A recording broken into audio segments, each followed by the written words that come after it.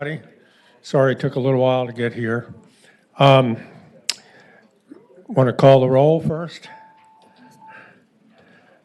Senator Bell, Here. Mr. Chair, you have a quorum. All right. Okay. Well, let's go, take it in order. All right, we're going to have two members of the new administration here.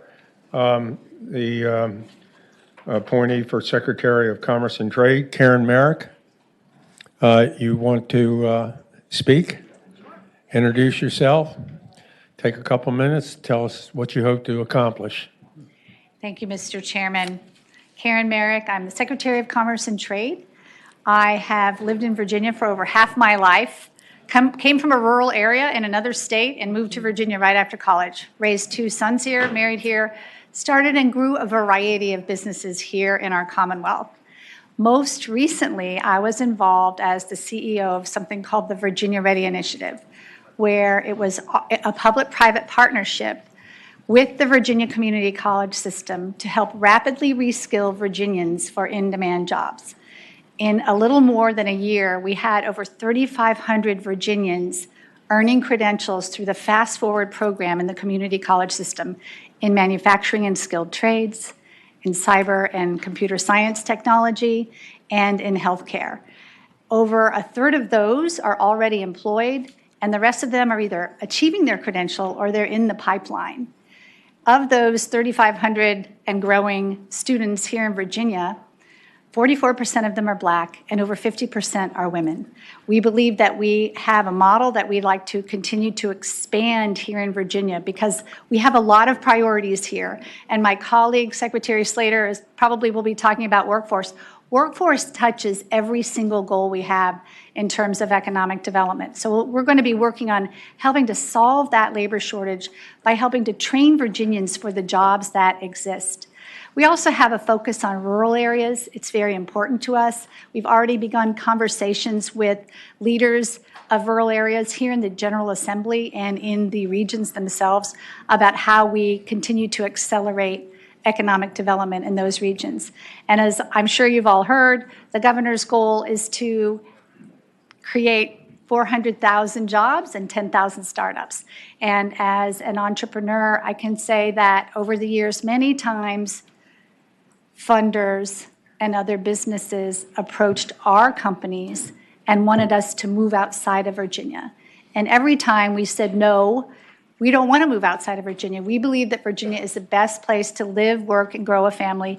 One of the companies I started grew from 2 people to 1,100 people, grew from 2 people in a basement in Burke Center, Virginia, to an 1,100-person global publicly traded company. So I've thought a lot about workforce. The year that we took our company public, we started a foundation with 10% of our shares in the business.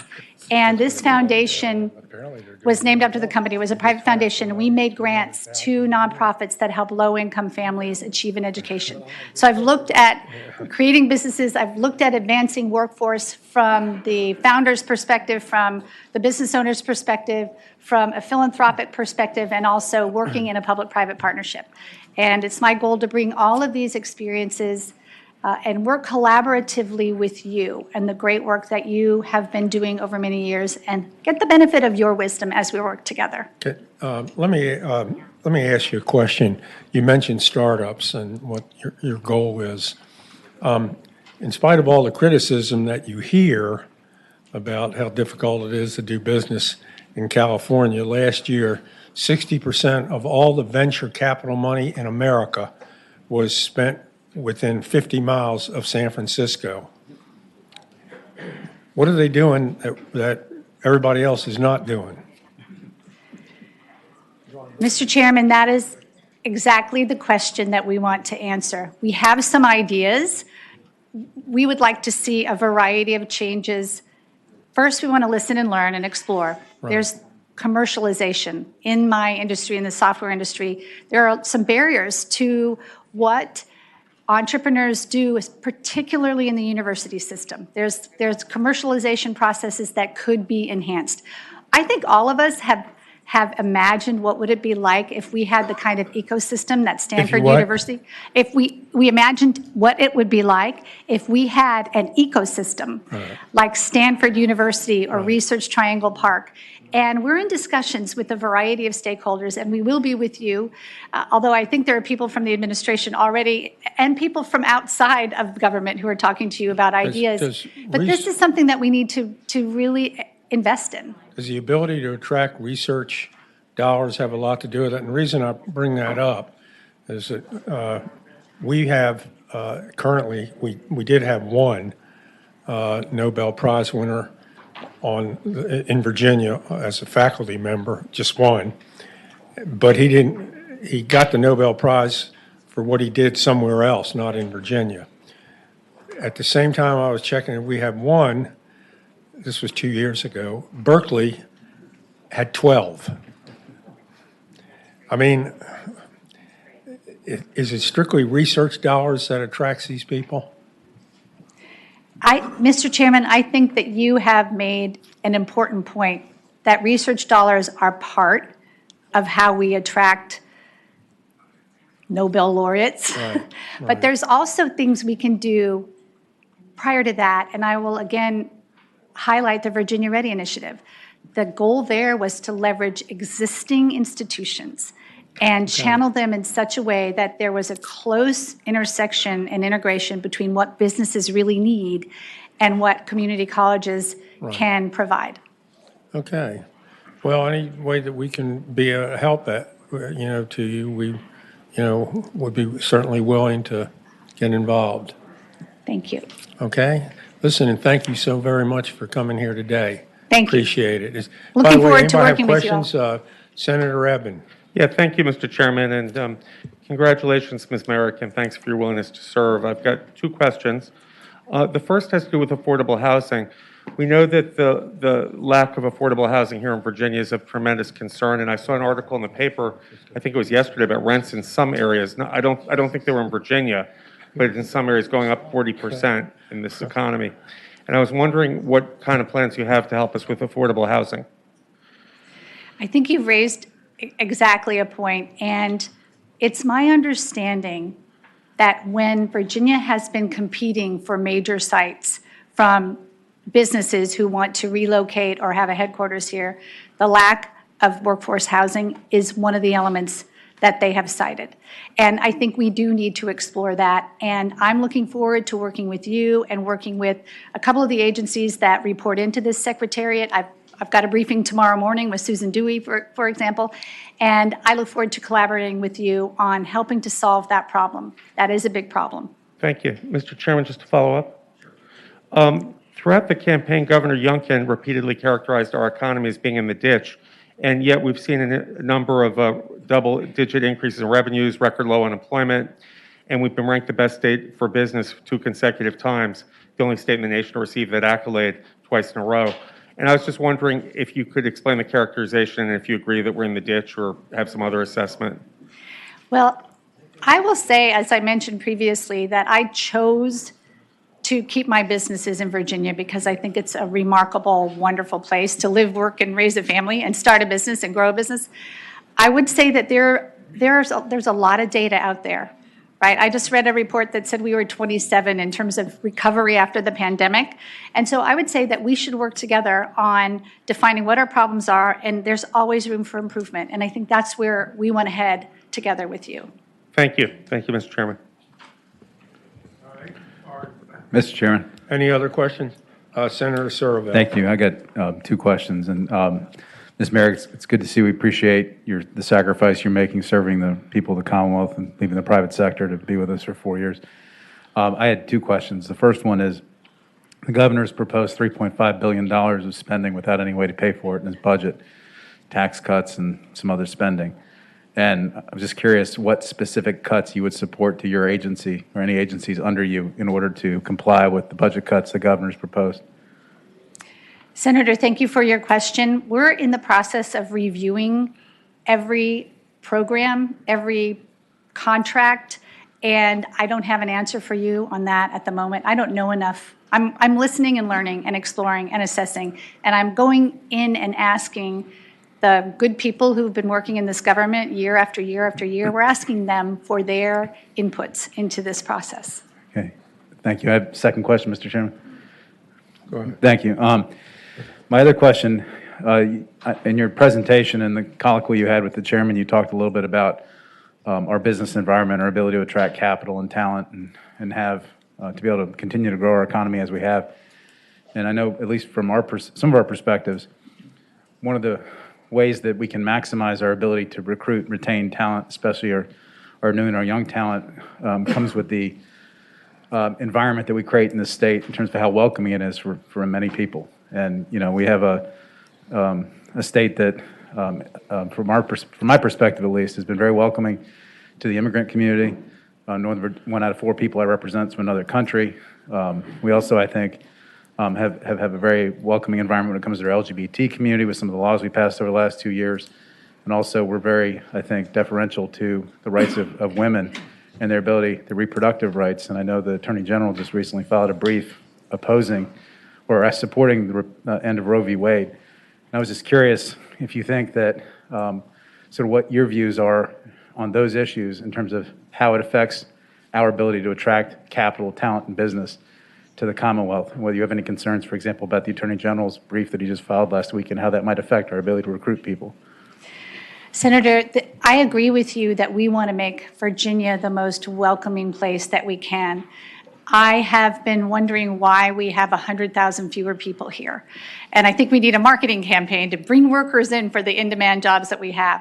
I also wonder why we've lost a veteran population of at least 10,000 in the last 10 years. Why aren't veterans staying in the Commonwealth of Virginia? So I think we need to explore those questions. I am married to an immigrant. I'm married to a software developer who came to the United States and Virginia because he could not do what he wanted to do with his entrepreneurial spirit anywhere else. And so I absolutely agree with you that we need to ensure that we're welcoming. Appreciate your opportunity, your being willing to answer questions for us today. Thanks. It's unfair questions to the secretary, and they're nothing more than political barbs. We good? Thank you. All right, thank you very much, Secretary Merrick. All right, next, we're going to hear from the appointee for Secretary of Labor, Brian Slater. Welcome, Mr. Slater, Secretary Slater. Mr. Chairman, thank you. It's a pleasure to be here, and it's good to see both some familiar faces and new faces. I'm a native Virginian, grew up in Virginia, went to Ferrum College, went to University of Richmond, and I actually did my first internship in college with Senator Doc Truban, who represented Woodstock. Had close to 30 years of experience in operations and operations management, change management, and progressively senior roles. Some of the more recent positions I've held was Assistant Secretary of Administration and Management at the United States Department of Labor, where I drove a shared service consolidation of all HR, IT, procurement, personnel security, risk management. Was also in charge of labor relations. Sure. Was Assistant Secretary of Administration at the U.S. Department of Transportation, where I drove a consolidation of the federal advisory committees and kicked off the shared service operation there. Previous experiences was the White House liaison in charge of all non-career hiring at the U.S. Department of Labor in the Bush 43 administration, and intergovernmental affairs at the Small Business Administration. Served in Governor Gilmore's cabinet as his Secretary of Administration and his Director of Administration when he's at the AG's office. And a long time ago, served as a Congressional Relations Officer in the George H.W. Bush administration, in addition to serving in several nonprofits throughout those years and operations positions. My main focus is going to be 4 things, and that's fixing the VEC, taking a review of all regulations at DPOR, ensuring the safety of workers through Department of Labor and Industry, concentrating on workforce development and how to better optimize workforce development in the Commonwealth. I think with fixing VEC, we've had 2 internal meetings on transformation of VEC. I've met with the new director, and we actually went out to the VEC on Friday and had 2 meetings, one with some of the rank and file leadership, and then another with just regular rank and file employees to begin to get input from them. The key focuses are going to be process, culture, and IT, I think. And we're looking at firms to potentially come in and help us do an overview and a deep dive into the VEC. The folks there now are set up for failure as it is right now, and the processes they have in place, they don't have the proper training, they don't have the proper HR, and we want to do a deep dive into that. But I think one of the key things is having the employees there involved in a bottom-up restructuring. This is not what we're planning on doing. Is not us coming in and telling them this is how you fix this. It's getting the information from them.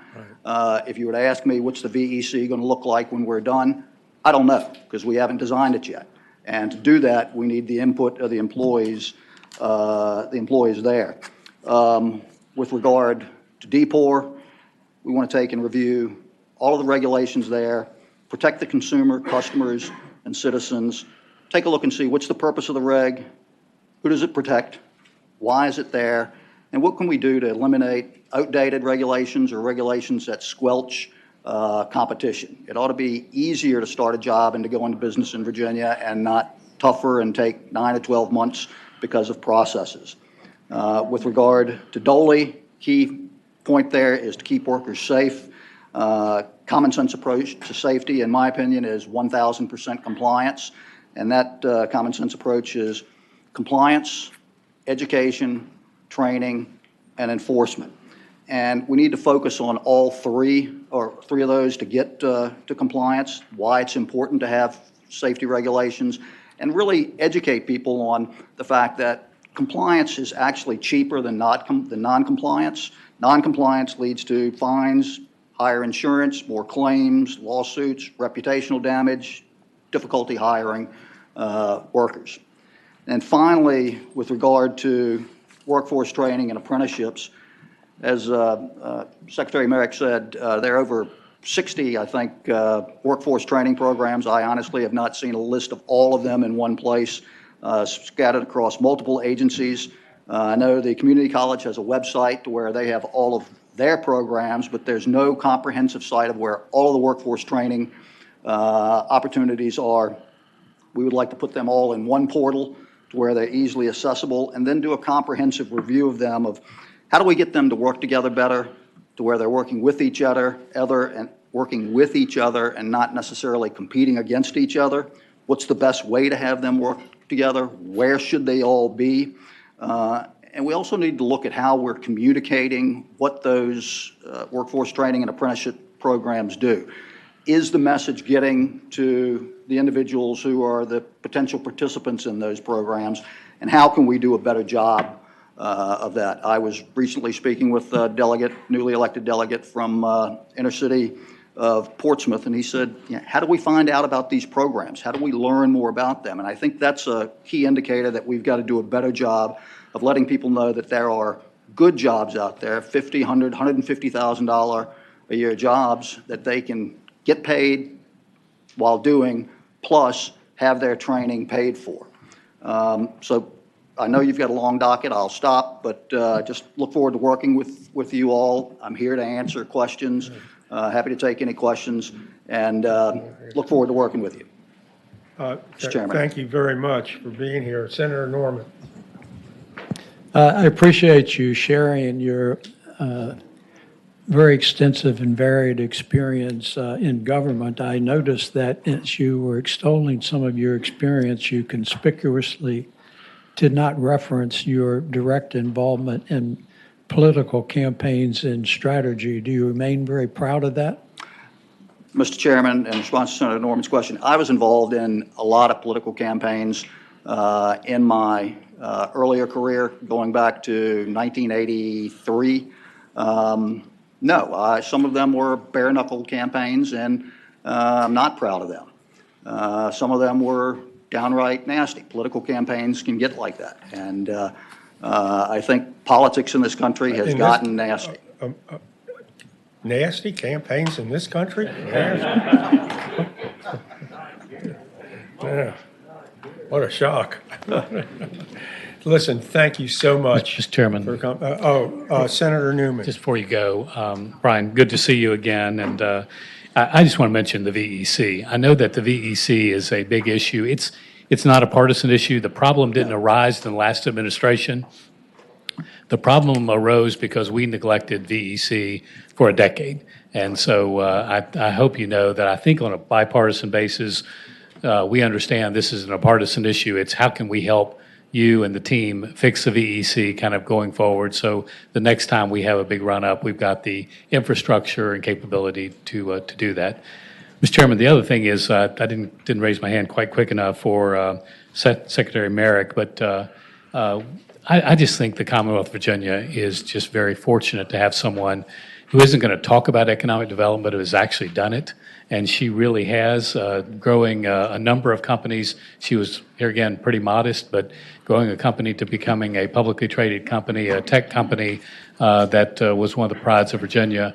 But today, she's also got with her, I see, Garrison Coward, and he, if you don't mind raising your hand, just going to be a great asset, and I believe you're going to serve as deputy as well. Is that right? Good. Thank you, Mr. Chairman. Mr. Chairman. Senator Marsden. Did you want to answer the? I was just going to say, Mr. Chairman, I agree with Senator Newman's comment. The VEC has been neglected for a long time. The JLOC report has, I think, 40 recommendations. Almost every one of them is a good recommendation, and we look forward to trying to see if we can, some of them are legislative fixes, but administratively and operationally through the executive branch, which ones we can implement. But I think the key is digging down and figuring out exactly how to restructure this. Okay. Senator Marsden. Thank you, Mr. Chairman. You didn't mention the 3G program of Governor Northam's at the community colleges and the potential for workforce development there. Do you have any ideas on how the administration may use that program to advance many of the things that you and Secretary Merrick have been discussing? As I understand it, there's general support for workforce working together and education working together, and the G3 program supporting trades and community colleges and things of that nature. I don't have more detail on that, but the feedback that I've gotten is generally supportive of the overall concept. Senator Evans. Thank you, Mr. Chairman. Thank you for your comments on the VEC and your focus on it. And I'm glad. I was glad to hear what you said. I was wondering, in terms of partnerships, there are many labor organizations that represent a lot of Virginians. And while you may not always agree with them politically, I'm wondering how would you engage them in terms of worker safety and worker health? Thank you, Mr. Chairman. In response to Senator Evans' question, I've worked very closely with unions when I was at the Department of Labor, both with the AFGE Local 12 and NCFLL, which is National Council of Field Labor Locals, and oversaw their contracts. I've actually reached out to Virginia State union leadership to establish regular meetings with them so that there's a dialogue so that we're working together. You know, Ronald Reagan said somebody who agrees with me 70 or 80% of the time is my friend. So I think having a dialogue that benefits all Virginians is a good thing to do. Thank you and welcome. Thank you. Thank you very much. Thank you, Mr. Chairman, members of the committee. All right. We're all ready to go. Before we start, Bill that should have, instead of coming here, should have gone to finance. There's a bill here that should have gone to finance. That's Senator McPike's SB 516, and need a motion to refer it. Second. Refer. All right, all those in favor of referring Senate Bill 516 to finance, vote aye. Senator Bell, how do you vote? Aye. Okay. Ayes 15, no zero. All right. It's, I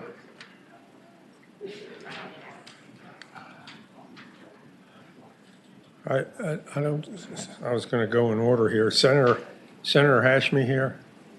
She's not here yet. Okay. Mr. Chairman? Yeah, Mr. Chairman, I said to her that she needs to be here because we got it Oh, out. I'm sorry, it's an Energy Subcommittee report. Yes, but she needs to be here, and I told her that. I can get a report from She her. had indicated, that this is the gas bill? Electric utilities. That's right. And Yeah. it's in my report, Mr. Chairman, but We'll wait for her to get here, but she was going to recommend that it go by for the, for the year, but we'll wait for her. Okay, Go fine. ahead. Well, we can Then go- you've got three other bills. Yes, sir, Mr. Chairman. Thank you. Senate Bill 304, Mr. Chairman, at the petition request, we strike that bill. All right. Motion and a second to strike. All those in favor, striking Senate Bill 304 at the request of the patron, vote aye. Senator Bell, how do you vote? Aye. Ayes 15, no zero. Okay. Senate Bill 505, Patron Senator Lewis, recommended report 4-0, and there's a substitute, Mr. Chairman. Okay. You want to step through that bill? Right. Mr. Chairman, I think the subcommittee agreed on the substitute in concept and left it to the stakeholders to get together and come up with a substitute. And I'm Which told- they haven't done yet? No, they have. It's out. They there. have. Yeah, they've got a substitute. Should be on the system now. And it actually is improved over the concept, and I think everybody, all the stakeholders, so I'm told, are on board. And if anybody wants to correct me on that, they can. There's Andrew Viewing with the co-ops. Tom. Yes, sir, Mr. Chairman. I want to thank Senator Lewis for working with us. This compromise takes care of all known objections, I believe, that have come to the group. You want to tell us about the substitute?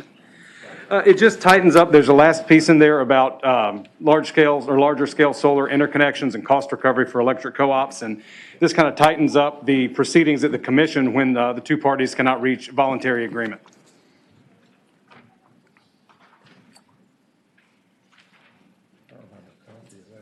I'll move the substitute second.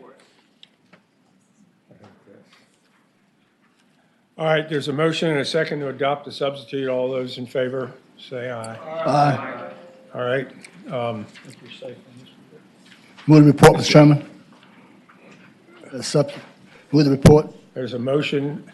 Need a second to report? Second. All right, 505, the substitute. All those in favor, vote aye. Senator Bell, how do you vote? Aye.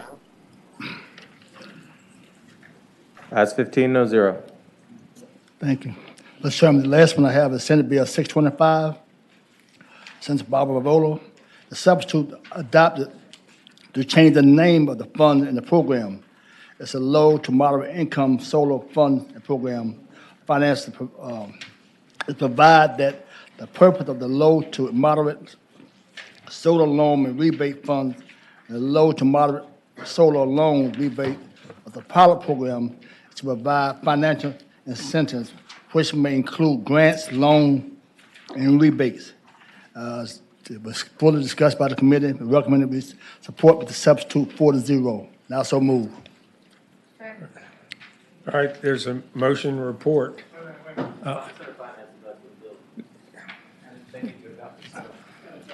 So move Yes. and report to The finance. motion should be a report and refer to finance. So move, Mr. Chairman, and report to finance. All right, We did. I think we did. We did that. I thought we did. Yeah, I thought we did.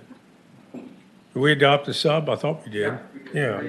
All right, there's a motion and a second to report 625 as a substitute and refer to Senate Finance.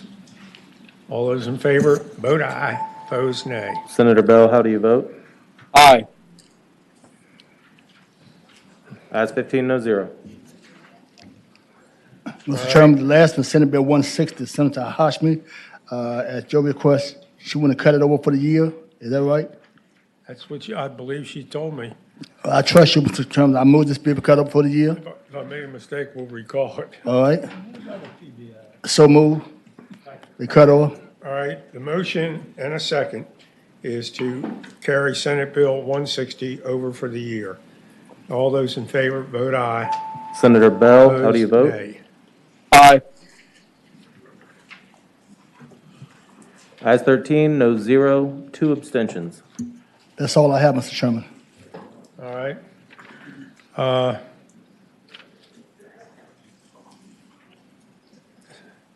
Senator Serville, your subcommittee has not met yet. Okay, it'll be later today. All right, Senator Peterson, you're up. Thank you, Mr. Chair, and I think this is going to be very brief. Senate Bill 204, which is the vertical integration bill, I'd ask if that can be carried over one more week. Okay. Is that the Chesapeake Yeah. bill? Okay. All right. Without objection, that'll be carried over for another week. And then, Mr. Chair, Senate Bill 376 was the Prescription Drug Affordability Board. And I want to thank AARP and the advocates for bringing this bill to me. I'm glad we put it out there. To be blunt, I don't think I got the horsepower to get it through the assembly this year. But we'll be back. And so with that, I'd ask that it be carried over for the year. Okay. Mr. Chairman, Senator Bell. Yeah. Mr. Chairman, I just wanted to thank Senator Peterson for this bill. I think it's a good concept, and I'm proud to have worked with him a little bit on it. Love to keep working on it because I don't think it's quite ready yet as well. And with that, I move that we continue it till next year. All right, there's a motion. I second. All those in favor of carrying over for the year, vote aye. Senator Bell, how do you vote? Aye. All right. Ayes 15, no 0. Okay, thank you. All right, going down insurance bills. Senator Barker, you got, well, anybody out there? Yeah. Senator Barker, you have 338.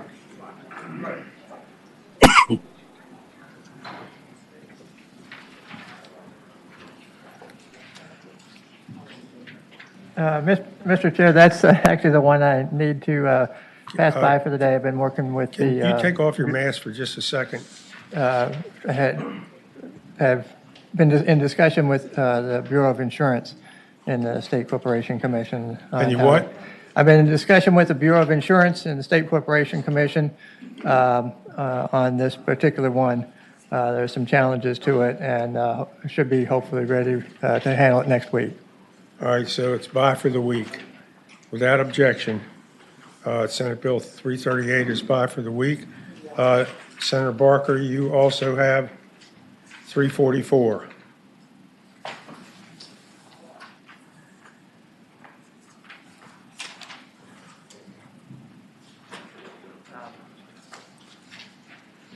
Yes, Senator Sasslaw, you want me to present from here or at the podium? You can do it from there. Get a little closer to your mic. All right, I'll hopefully speak into the mic a little more clearly here. Senate Bill 344 was a bill coming from the Health Insurance Reform Commission that you and Senator Serville, Senator Spruill, and I are all members of that. And there were 3 bills that we had that addressed issues related to mandated coverage on things. This one, Senate Bill 344, is on human breast milk, and do have some line amendments to be adopted there. And I'd be happy to move the line amendments now, and Mr. Stevens can sort of relate to what those line amendments cover. All right, any questions of the patron? Mr. Chairman, Senator Barker, the 2 line amendments ensure that the mandate requires to qualified health plans offered on the Virginia Health Benefit Exchange. All right, and with that, then that helps us being able to do this. This bill would need to be, would need to go to finance there, so we'll make a motion related to that shortly here. The issue here is donated human breast milk, which is used for infants that need the nutrients that are in human breast milk. and rather than relying upon just a formula, and where the mother cannot provide enough human breast milk. There is one entity in the Commonwealth that deals with this situation right now, and that's Children's Hospitals of King's Daughters down in the Norfolk area, and they do have a program addressing that. And what this would do would make sure that make this a mandated benefit coverage for that provision there. There would need to be adjustments, and that there's no regulation of that right now, and need to be a couple other things that we will address as the bill moves through the process here. So, Okay. Any other questions? Is there anyone in the audience wants to speak in favor of the bill? If you are in the Zoom room and wish to speak in favor of the bill, please raise your hand electronically now. Can you hold on? The people who are here in the audience speak in favor of the bill, come forward. Mr. Chairman, members of the committee, my name is Brian Thomas. I represent Children's Hospital of the King's Daughters. We're the Commonwealth's only freestanding children's hospital, where we have a 70-bed neonatal intensive care unit. We also are home to the only not-for-profit milk bank. We appreciate Senator Barker and Herc for their consideration and also support of this legislation. We think that it will do a lot to ensure equitable access to this life-saving treatment for our most fragile patients. We look forward with working with VDH as a member of the Human Milk Banking Association of North America, coming up with guidelines to make sure there's a safe provision of milk in the Commonwealth. We hope that you will support this legislation as well. Thank you. Okay, thank you. Doug? Mr. Chairman, members of the committee, I'm Doug Gray on behalf of the Virginia Association of Health Plans. We're supportive of this legislation. However, there are a couple of steps that need to be taken, and we thank Senator Barker for working with us to make sure those changes occur. We have to have licensure and regulation in place before we make something a mandated benefit. And so we need to sequence the timing so that the VDH has time to put those in place and have them established before we move towards funding. And secondarily, any mandate is going to have to go and be funded for the state's portion. And this is because the Bureau has interpreted the law to require that at the federal level. And so that's another portion of this that Well, we it's will going to have have to go to finance. Yes. Out of here. Right. Does it need Exactly. to have, instead of taking effect July 1st, January 1st of next year, would that? I think sequencing-wise, we're going to have to go longer than that because VDH can't establish really licensure in 6 months. It's not going to happen. Well, we can fix that in Yeah. finance. Right. You and Barker Senator Barker can come up with I thank the chairman, Senator Barker, for working with us on the bill. Okay. Is there any opposition to the bill? All right, on Zoom, all right, each side, just state your name and whether you're in favor or opposed to the bill. That's it. Did you read out the amendments? Delvin Peaks, Okay, please okay. unmute and begin your testimony. I'll do that. Hello, good afternoon, Chair Sasslaw, members of the committee. My name is Delvin Peaks. I live in Virginia Beach, Virginia, and I am the father of a NICU graduate from CHKD, Leah Michelle, and I am in favor of the bill. Thank you. Next. Jonathan Swanson, please unmute and begin your testimony, followed by Ashlyn Baker, excuse me. Good afternoon, Chairman and members of the committee. Thank you for the opportunity to speak. My name is Jonathan Swanson. I'm a professor of pediatrics at the University of Virginia, as well as a NICU medical director here. And I am in favor, I'm speaking on behalf of myself and not the UVA, but I am in favor of this bill for multiple reasons. Okay, thank you. Ashlyn Baker, please unmute and begin your testimony, followed by Allie Fuller. Mr. Chairman and members of the committee, my name is Ashlyn Baker, and I'm the director of the King's Daughters Milk Bank here in Norfolk, Virginia, also a NICU nurse that's taking care of high-risk and fragile infants throughout our Commonwealth. We are accredited human milk bank within the Human Milk Banking Association of North America, and we are in support of this bill and coverage. Okay, thank you. Next. Good afternoon, Mr. Chairman, members of the committee. Again, thank you for the opportunity to testify. My name is Allie Fuller. I work for Prolacta Bioscience. We make human-derived human milk fortifiers to feed extremely preterm infants in the neonatal intensive care unit, and we are in support of this bill. All right, thank you very much. I don't believe there's opposition, is there? All right. Mr. Chair, Senator Barker. yeah, Mr. Chair, first I want to renew the motion that we adopt the amendments that Mr. Stevens referred to. There were two amendments that are there. Second. All right, briefly, those two amendments again. Those two amendments, they basically deal with some of the issues that Mr. Gray was talking about that we've been working on, and we've got agreement on those two, and we'll have to do at least one more when we go to Finance Committee there.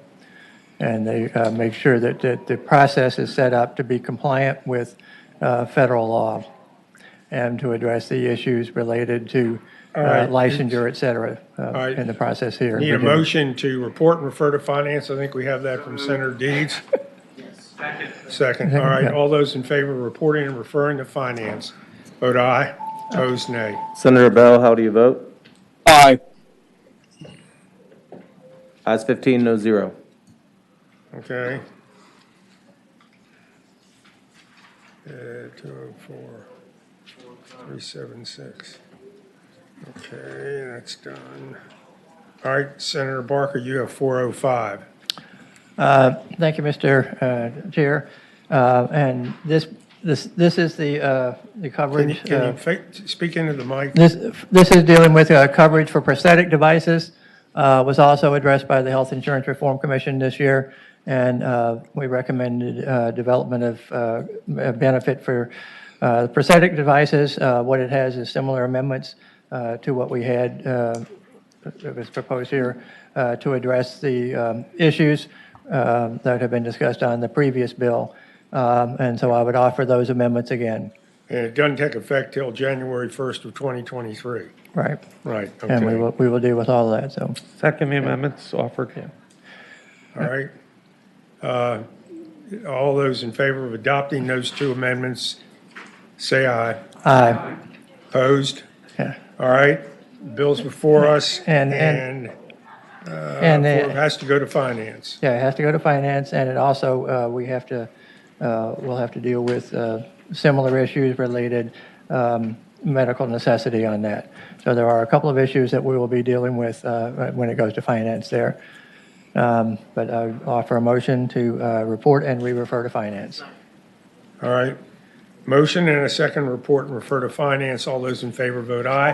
Those Senator opposed, Bell, nay. Senator Bell, how do you vote? Aye. Ayes 14, no zero, one abstention.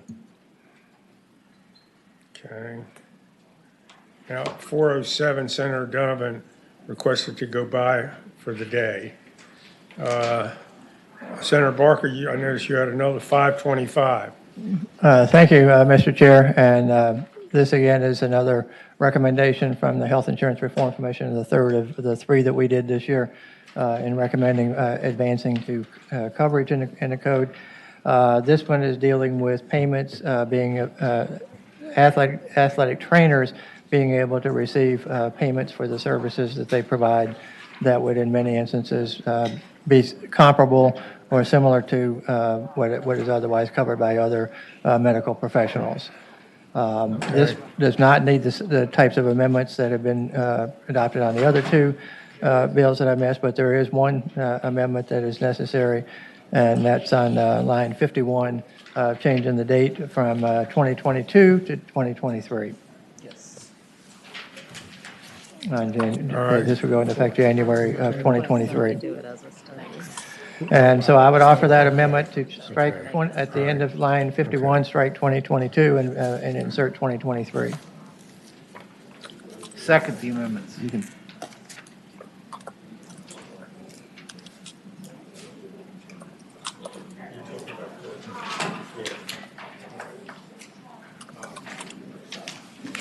Okay.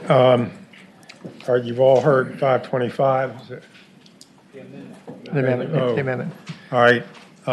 Can you go over the amendment again? Yeah, the amendment is at the end of line 51 on the bill, the third from the last line, where it would take effect January of strike 2022 and make it January of 2023. Okay. All those in favor of adopting the amendment, say aye. Aye. Opposed? All right, amendment. Mr. Chair. is adopted. All right. Chair, could I ask Senator Barker a question? Yes. Senator Deeds.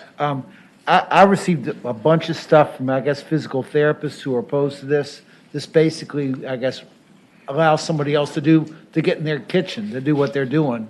And I guess that's an issue the commission looked at. Yeah, we did deal with that issue a little bit. The physical therapists were not as active during the commission hearings as they have been since then. This is providing reimbursement for services that are already being provided by athletic trainers for which they receive no compensation now from insurance companies, et cetera. All right. Any other questions? All right, is there any opposition, any support for the bill? If you are in the Zoom room and wish to speak in support of the bill, please raise your hand electronically now. Hey, welcome. Mr. Chair, members of the committee, my name is Mike Puglia. I'm a certified athletic trainer working here in the Richmond area. We are highly qualified, highly educated healthcare professionals here in the Commonwealth. We believe that this bill moving forward would help our certified athletic trainers who are already providing services we are legally allowed to provide, compensation from third-party payers. These are services that we are providing under the direction of a physician and within our scope of practice. And so we appreciate your consideration of this bill. Thank you. Okay. Good afternoon, Mr. Chair. Lauren Schmidt on behalf of the Virginia Orthopedic Society, and we support this bill. All right. Any opposition?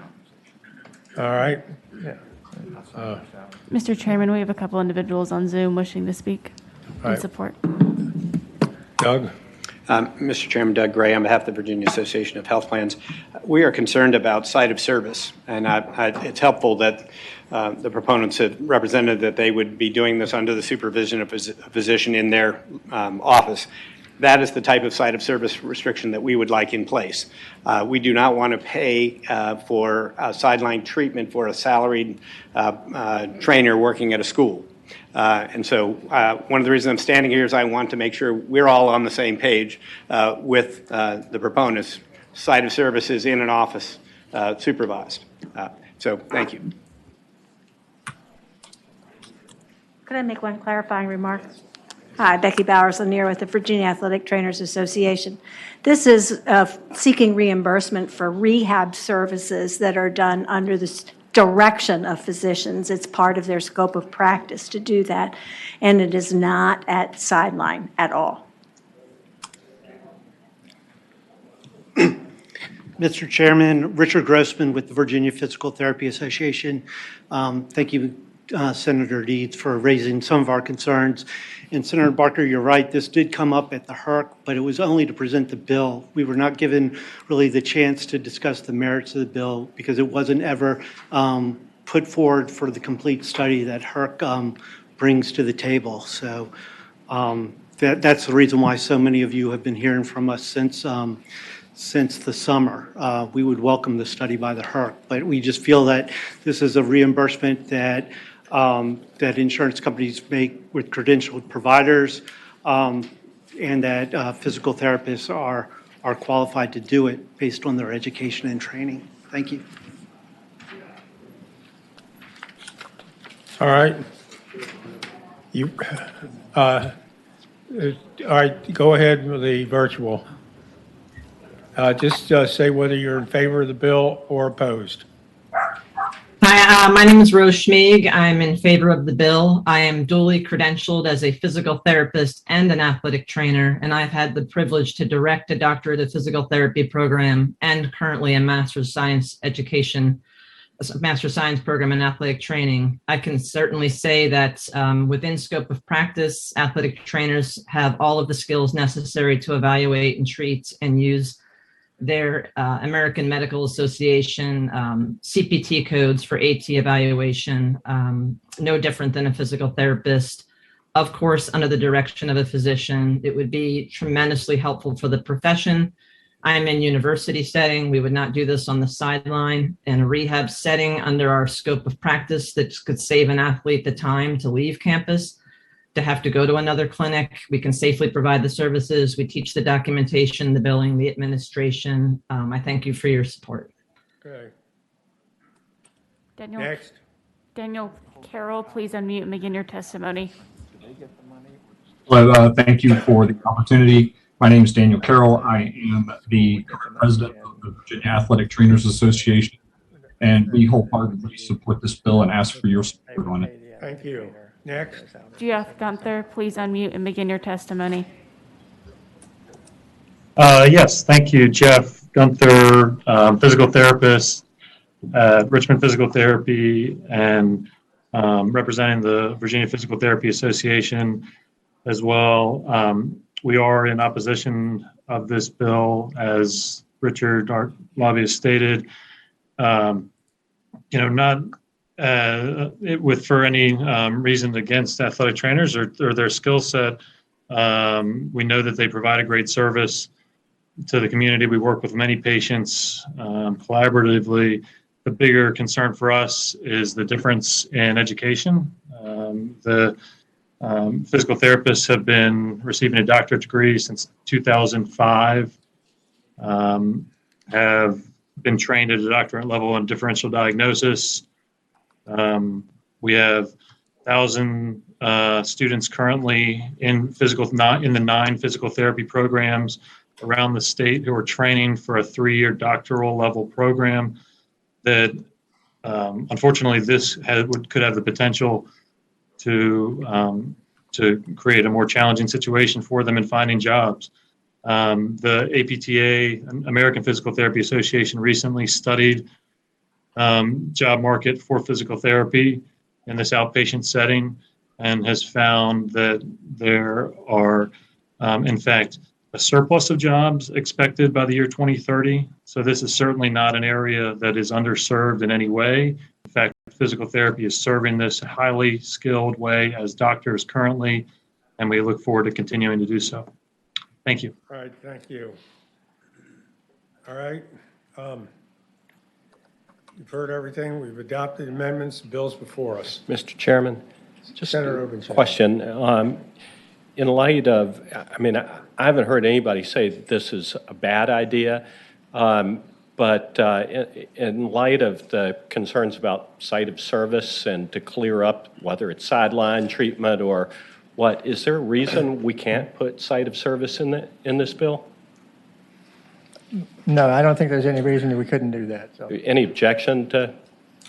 I think we've already heard that they, George, can you speak? I think that we've already heard from the lobbyists that, that's what they do is already under the supervision of a physician, and it's not a sideline. So just to make people feel a little bit more comfortable, can we put a site of service provision in there, making it clear that it's in office? I would assume we could, so. Okay, I so move. Okay. Is there a second? Second. All right, motion and a second to add the site of service amendment to the bill. All those in favor say aye. Aye. Opposed? All right, it's adopted. Bill's before us. All right, I move that the bill be reported. I don't think it has to go to finance. Is that correct? They didn't request this. No, they didn't request this because this was not a new benefit there. So the motion is to report. As amended, As second. amended. Second. All right, there's a motion and a second, report as amended. All those in favor vote aye. Senator Bell, how do you vote? Aye. All right. Ayes 14, noes 1. All right, before we get to Senator Donovan, you'll be next. Before we get to that, on HB 160, I want you all to know Senator Hashmi wants me to send a letter, which I can do. I don't think we don't need to vote on that again, do we? Tom, you would draft a letter to the, I guess, health insurance. Department of Energy. Is that who you envision studying this? Yes. To ask them to take a look at this. Wait, that's an energy bill. Yeah. The Department of Energy, excuse me.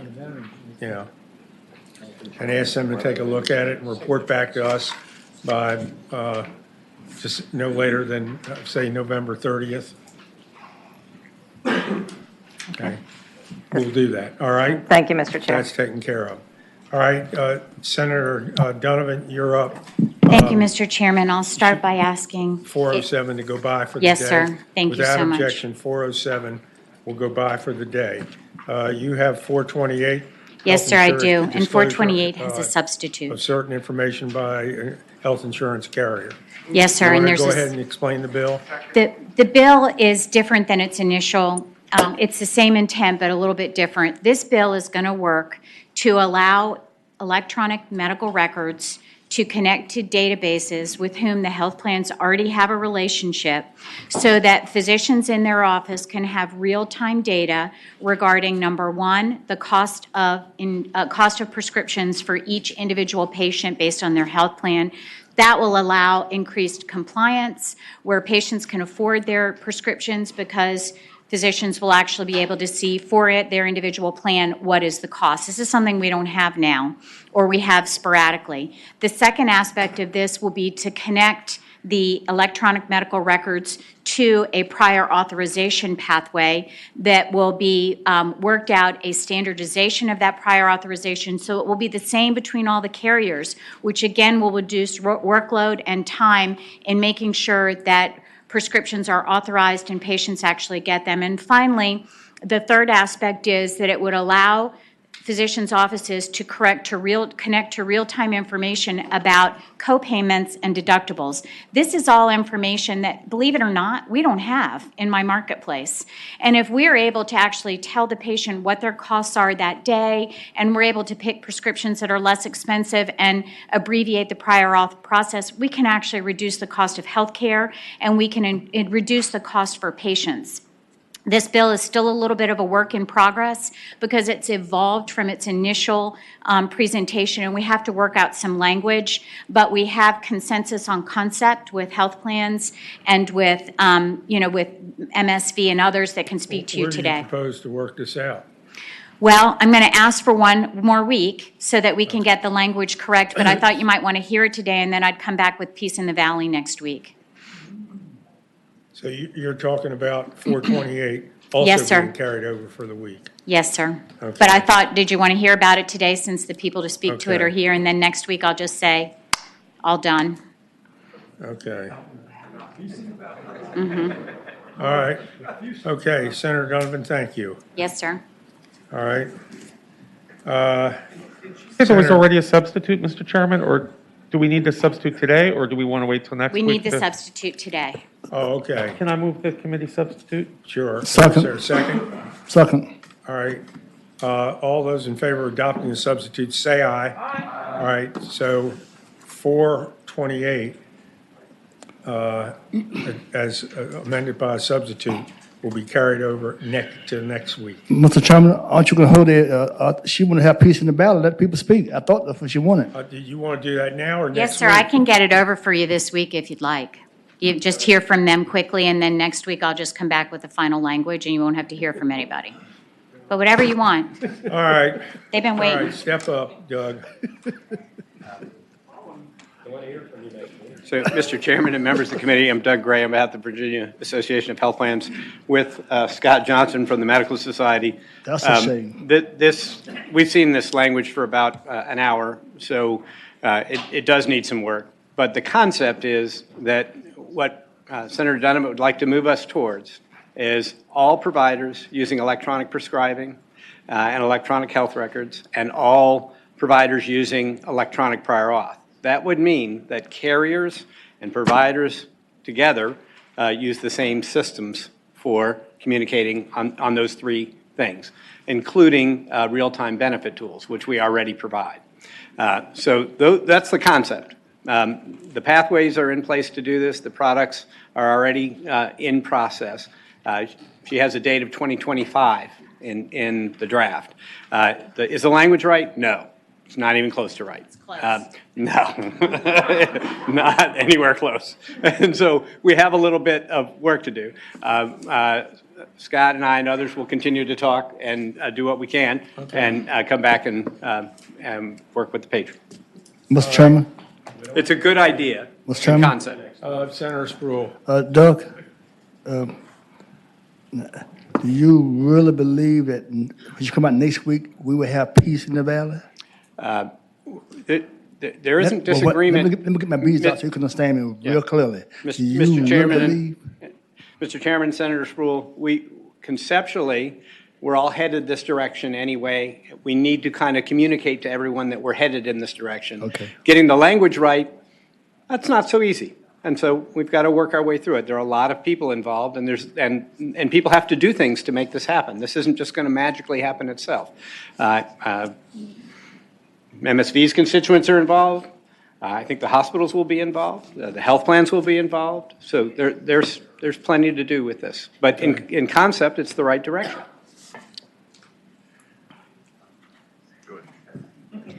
Mr. Chair, members of the committee, Michelle Satterlin on behalf of McKesson. McKesson has 2 facilities in Virginia. On behalf of who? McKesson, we are a distributor of medication. We care about the journey of that medication from the start point to the patient. We are very pro-patient. We believe this bill is a pro-patient bill, and we look forward to continuing the discussion and working closely with Senator Donovan on the language, which we feel is fairly positive and very close to a final version. Thank you. Just a question, Michelle. Do you know of anyone in the healthcare industry who would come up here and say they're anti-patient? Mr. Chairman, I know of no one, but I think it's a good thing to reinforce, particularly when patients don't have this information right now. All right, I'm just playing with you. Okay. Mr. Chairman, Scott Johnson, General Counsel for the Medical Society. One of the biggest complaints we get from our members is the amount of manpower, hours, and time it takes to deal with prior auths. So we commend Senator Donovan's efforts here. To Senator Sproul, I'm going to work mighty hard the next week to see if we can get something done. I can't make promises I can't control because, as Doug said, it's a lot of people involved, but you got our commitment for a good faith effort. You can do it. Okay. Yes, they can.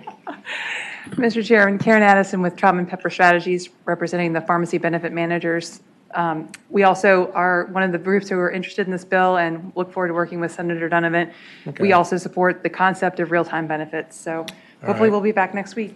Okay, all right, so it's bye for the week. Yes, sir, and thank you so much. We'll come back with a product next week. Okay.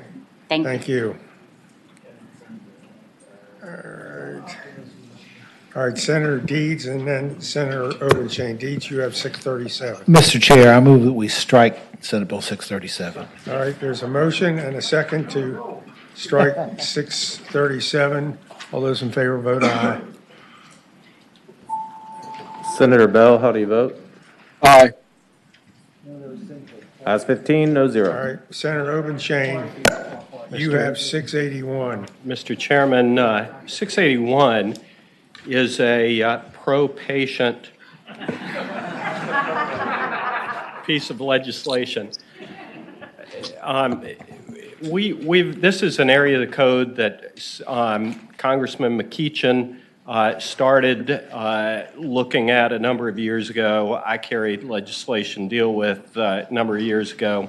This deals with billing insurance for people who've been involved in accidents. So right now, under the law, if you're in a car crash, hospitals are required to bill your health insurance carrier, okay? That means since I've been paying premiums, I'm entitled to the benefit of the negotiated rates. If I have Medicare, the understanding was that this language in this legislation requires hospitals and healthcare providers to bill Medicare as well. So what's happened is they do it most of the time, but there appears to be some misunderstanding among some carriers, and I'm sure it has nothing to do with the economic advantages of billing the auto insurance carrier, which is billed 100 cents on the dollar for the treatment. So if you go to the emergency room and you've got a $2,000 bill, everybody knows that Blue Cross or Medicare or Medicaid is going to pay about $1,000 or something. But if your auto insurance carrier is billed, they can bill them $2,000. So there's some suggestion that they need to bill them first, but I don't think that anybody argues that you ought to be entitled to the benefit of that bargain. So what this bill does is says, look, if you knowingly bill the wrong person first, if you knowingly bill, Anthem, knowing that the law requires you to bill the auto insurance company, knowing that the law requires you to bill Anthem first, you're stuck with a $1,000 fine. And Mr. Johnson and I talked about amending to add knowing violation in here. But there are some healthcare providers who believe that we're required to bill Medicare first. I don't agree with that. But if they do, that they are required to bill the auto insurance carrier first before Medicare. But I don't agree with that. But if they do, I want to make sure that they don't bill the auto insurance carrier any more than they would have been allowed to bill Medicare. Because by doing that, it reduces the amount that the injured person will ultimately receive. Now, it's not a big deal for, Senator Serville's clients, because Senator Serville knows that he can call that healthcare provider and say, look, if you do this, you're not allowed to do it. And they correct it. But it's a problem for unrepresented people who don't understand or know that the hospitals are required to bill the health insurance first. So this is just an added incentive to require them to bill the health insurance policy provider. And if they, for some reason, don't, it makes it clear that they cannot bill that auto insurance carrier any more than they would have been able to bill that health insurance carrier. Is that clear as mud? Yeah, well, close. Senator Spruill. Thank you, Mr. Chairman. Mr. Chairman, I would like to know that my company, I'm going to hire Senator Norman to be my lawyer. How can you prove that I knowingly built the wrong company? And I'm going to use Senator Norman because he's a slick lawyer. I know that. I'll tell you how, Mr. Chairman. I mean, a good lawyer. I apologize. I'll tell you how, Mr. Chairman, because after this passes, I'm going to write letters to all of the hospitals in Virginia telling them you've got to bill the health insurance policy first. And if you don't, you're committing a knowing violation. Mr. Chairman, he been a lawyer also. How do I knowingly know you can do that? Because you're a lawyer also. How can I trust you? I'm a Republican lawyer, too.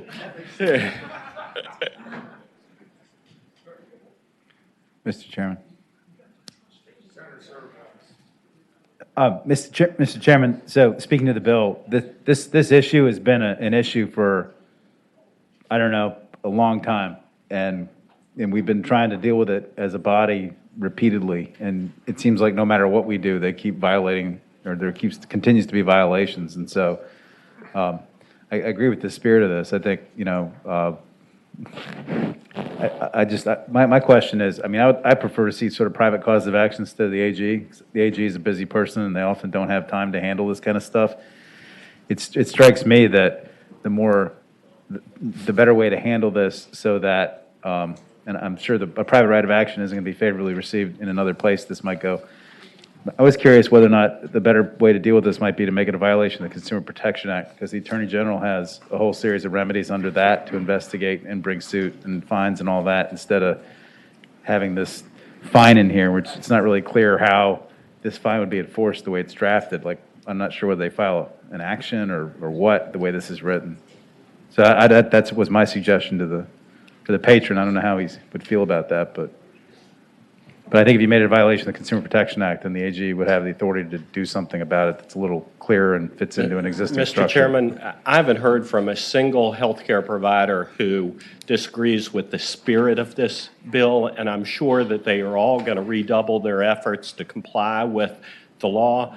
And if Senator Surville wants to move to amend to replace the civil penalty with consumer protection violation, I don't have any objection to that. Others may, but I don't. Mr. Chairman? Yeah. Speaking to the bill, that might require a little bit more complicated surgery than maybe we ought to do right here to look at a draft that Tom could work up for us, but I don't know if the senator would want to carry it over for a week to try and clean it up a little bit to make it look pretty, or I think that might be the better way to do it if we wanted to go that direction. Up to the chairman. Well, if it, if it makes it easier to go down, why don't we do that? Yeah. I'm happy Mr. to. Chairman, I have a question on this issue. Consumer protection, you have to file a separate suit, is that right? Whereas the $1,000 penalty here, you could just, how would you enforce that one? That's Senator Surville's point. Yeah, that it's easier to file the civil suit. That's Senator Surville's point. As opposed to, how would you do it, Senator Overchain? In your $1,000? I'm fine with Senator Surville's suggestion. All right, without objection, what bill number, that's? 681 will go by for the week. Remember, we've got to get this done next week. So. Yes, sir. All right. Senator Obenchain, I believe you have another one. Senate Bill 754. 754, I believe we have a substitute. Tom? All right. Do I hear a motion to adopt a substitute? So moved. All right. Mr. All those in favor of adopting a substitute, say aye. Aye. All right. Opposed? All right. The substitute is now before us. Mr. Chairman, this is a bill that was before this committee last year. It deals with uninsured motorist coverage and whether or not there's going to be a set-off. This passed out of this committee 12-1 last year and out of the Senate 31-5, and met some resistance in the House. As you recall, when you buy insurance, you get the ability to buy uninsured motorist coverage. If you buy a $25,000 uninsured motorist policy and you're in a crash and the guy who hits you has a $25,000 policy, you may think that, oh, I bought a $25,000 uninsured motorist coverage. I get up to $25,000 if I'm in a wheelchair or have $100,000 of medical expenses. But no, you do not, because all that provides is guarantee that you will receive at least $25,000. So even though you paid for that coverage, you get nothing because your insurance company gets a set-off for the amount of coverage that the other driver has. This bill simply provides that that coverage is in addition to the coverage that the other driver has. So if you paid for $25,000 worth of coverage, you get it. And I can't tell you how many times I've spoken to clients and they go, wait, what? I paid for that and I don't get it? It is the most confusing coverage that is out there. And I respectfully submit that this is going to reduce a lot of confusion among insureds. It's going to make sure that more people are actually covered for injuries that they receive. And it's I submit the appropriate policy choice. All right. Any questions of the patron before we go to the audience? All right. Anyone in the audience want to speak on behalf of the bill in support of it? Mr. Chairman, good afternoon, members of the committee. My name is Elliot Buckner. I am an attorney here in Richmond, and 100% of my practice is devoted to representing injured individuals and their families. My experience with my clients is the same as Senator Obenshain's. When you sit across that table from an injured individual, I'm not sure I'm having trouble saying injured this afternoon, but I appreciate you bearing with me. Injured individual or the family of someone who's been killed, and you explain to them that the insurance that they've paid for, the insurance that they anticipated relying on, isn't there. It doesn't exist, and they don't understand why. It's extremely frustrating for just regular folks. They don't get how the set-off works and how UIM works, and they're not receiving the benefit of what they believe they bargained for. If the set-off doesn't cover the expenses, then what? Then they're out of luck. Then you're covering the expenses, and they're covering the expenses, and all these folks out here are Well, the covering the insurance expenses. company doesn't cover it? No, sir. Once the insurance money's gone, it's gone. That's it. And so Well, if I have a policy of $50,000 and somebody runs into me that doesn't have any insurance, say, what then? We're talking about the flip side of that same coin. Now we're talking about uninsured motorist coverage rather than underinsured motorist coverage. But in that scenario, your insurance would pay its $50,000. But that's not what this bill is intended to solve for. This bill is intended to solve for the issue where the underinsured motorist coverage. So for example, you're terribly injured in an accident with your $50,000 in coverage, and the person who hit you has $25,000 in coverage. That $25,000 would pay, but there would be an offset. So instead of you getting the $50,000 that your coverage says you get, that you intended to utilize for just that situation, you only have $25,000 because it's reduced by the amount of liability coverage. Okay. That's exactly right. Yes, sir. So this bill provides consumers with the benefit of what they bargained for, and as written, yes, sir, and as written, it also provides consumer choice. If somebody truly understands that they have an opportunity to elect that set-off as it exists today, they have the opportunity to do that. And so we think this is the right bill, and on behalf of the VTLA and myself, I ask that you support it. Thank you, sir. All right. Anyone else?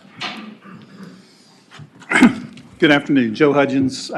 Represent the independent insurance agents of Virginia, and we support SB 754. We feel it's a solution to situations that don't happen frequently, but when they do, they're very ugly and they're a nightmare. They're a PR nightmare for the entire insurance industry. Any attempt to explain to an unknowing policyholder why they didn't receive their full limit is just futile and adds fuel to the fire and just makes a bad situation worse. As you've heard, Senate Bill 754 will partially eliminate the set-off provision in the coverage. It allows the policyholder to opt out of that if they want the coverage and save some premium dollars. If that's their choice, it gives our members, agents, the opportunity to explain to them the consequences of any decision they might make. And as always, the insurance company can charge an adequate premium for this exposure. Thank you. Okay. Mr. Chairman, I move report. Second. All right, there's a motion and a second to report Senate Bill 7. In fairness, I think there are some people opposed. Opposed? Never let it be said that I'm unfair. Republican talk. Mr. Chairman, members of the committee, my name is Kevin Logan, and I represent Virginia Farm Bureau Mutual Insurance Company, and we do oppose this bill at the moment. Okay.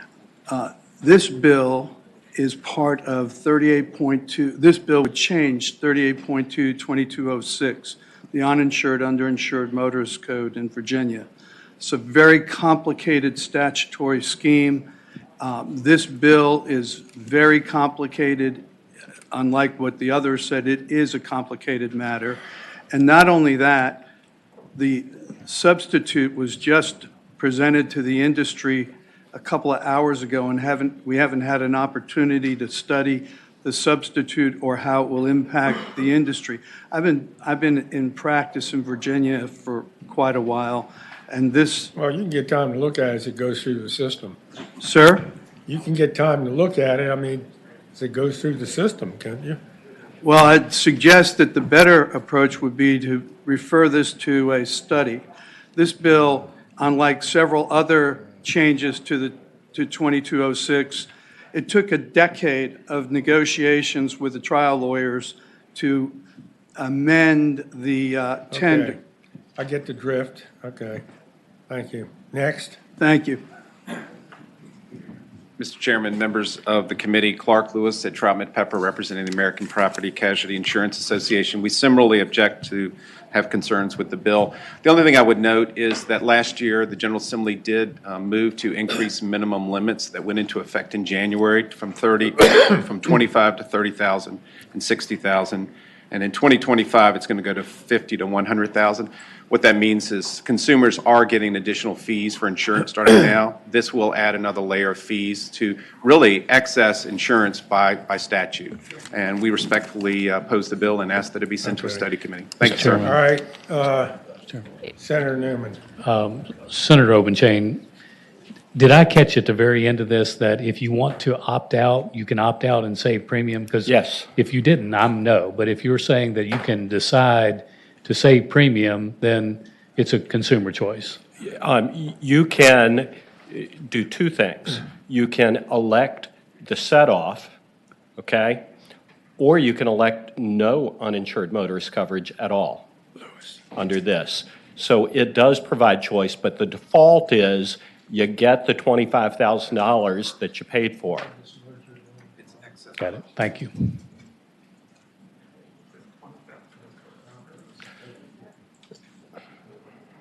Mr. Chairman, just very briefly, if I can close, I would submit that there's nothing complicated about this. This uncomplicates it.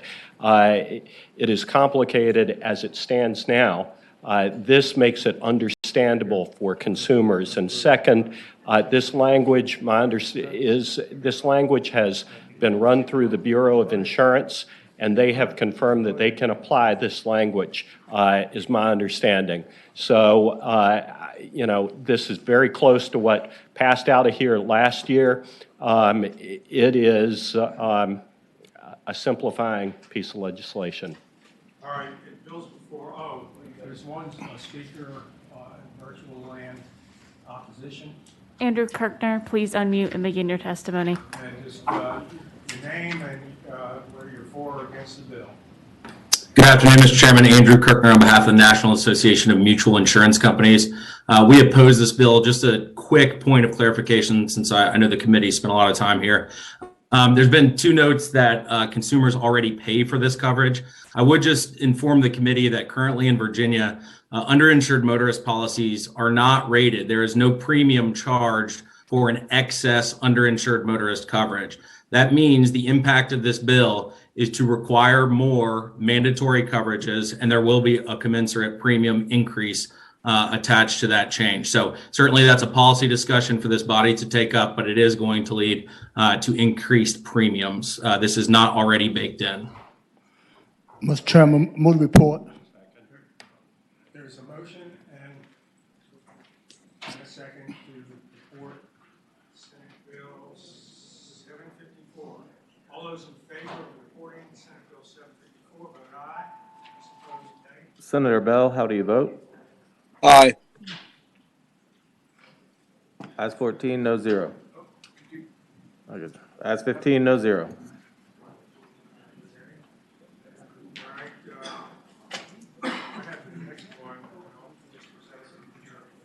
Senate Bill 562 deals with firefighters' compensation for work-related injuries that result in cancer. The current law says that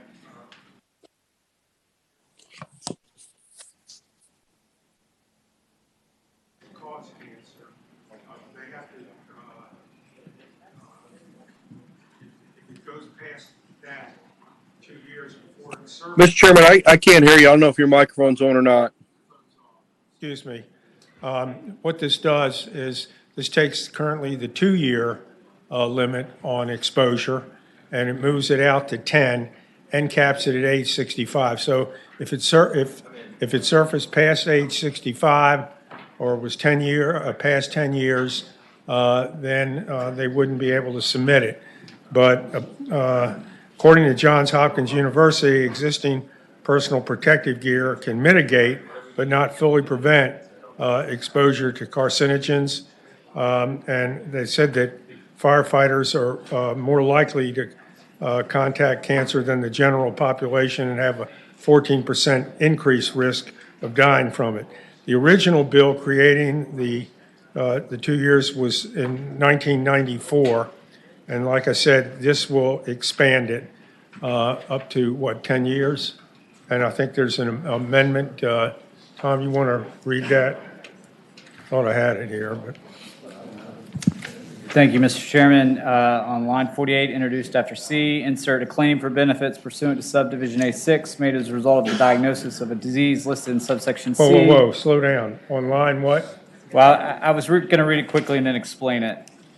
Line 48, a claim for benefits pursuant to subdivision A6 made as a result of the diagnosis of a disease listed in subsection C of 65-2402, those are the cancers listed, shall be barred if the employee is 65 years of age or older, regardless of the date of diagnosis, communication, or last injurious exposure in employment.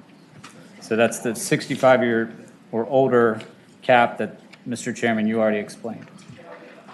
Right. All right, there's a motion and a second to adopt the amendment on line 48. All those in favor, say aye. Aye. Opposed? So, Mr. And again, that just deals with the 65 or Mr. Chair, age can or I ask a older. question? So, can I ask a question? Yes. So if a guy works till he's 65 and he goes to the doctor the day before he turns 65, and when he's 60, the day he's 65, the tests come back and show he's got cancer, it's not covered. Technically, but firemen don't work till they're 65. They have pretty much I think they have retirement after 20, 25 years. And I think mandatory may be before 65.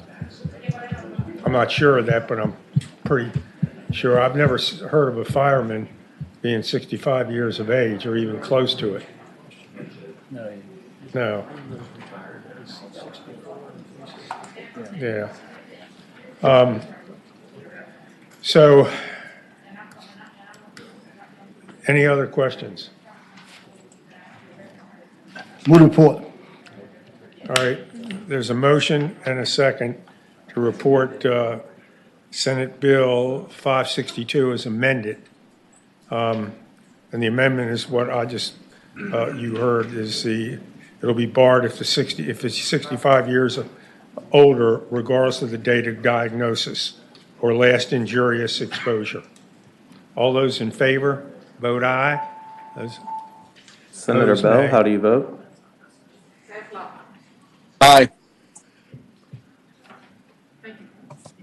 Ayes 12, noes 3.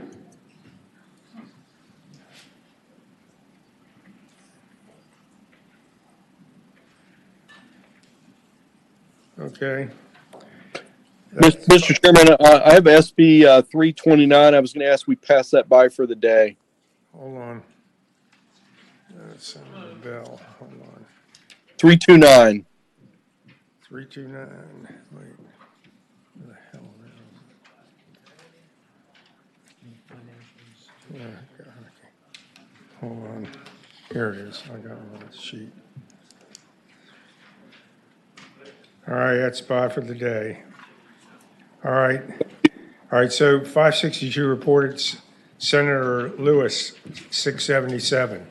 Yes, sir, Mr. Chairman. Mr. Chairman, Senate Bill 677 seeks to address an anomaly in Virginia's workers' compensation system. Currently, there are provisions for cost of living adjustments for workers' compensation awards, but only if your combined any Social Security disability benefits plus your award do not exceed 80% of your pre-injury income. And so what that means is lower wage workers are disproportionately affected because they don't get the benefit of the cost of living adjustment or a COLA. So what this bill seeks to do is address that so that going forward they would receive the cost of living adjustment. That's it in a nutshell, Mr. Chairman, and I know there's somebody here to speak in favor of the bill. All right. First, before we get to that, any questions of the sponsor by members of the committee? All right, those in favor of the bill who are present in the room. Mr. Chairman, members of the committee, Casey Ariel, Chair of the Workers' Compensation Section of the Virginia Trial Lawyers Association. We support this bill. It is meant to correct a very small sliver of folks in the workers' comp system who are making the very minimum amount of an award that can be made for temporary total disability, just as Senator Lewis had said. And it is meant to allow them to have this COLA benefit without going above any of their current average weekly wage, so it keeps that in line as well. So we encourage support of this bill. Thank you. All right. If you are in the Zoom room and wish to speak in support of this bill, please raise your hand electronically now.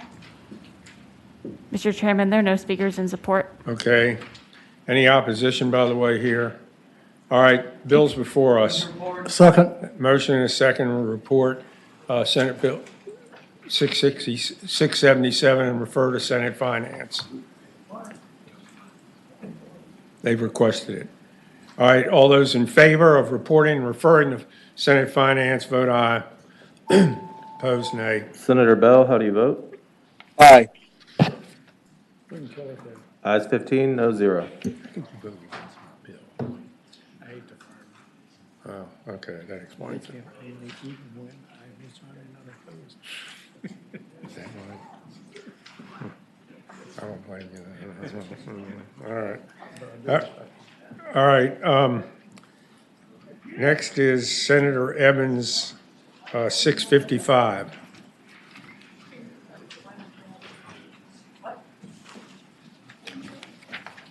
Thank you, Mr. Chairman. There's a line amendment to this bill that I believe the clerk has that would make the second part of the bill effective January 1st, 2023.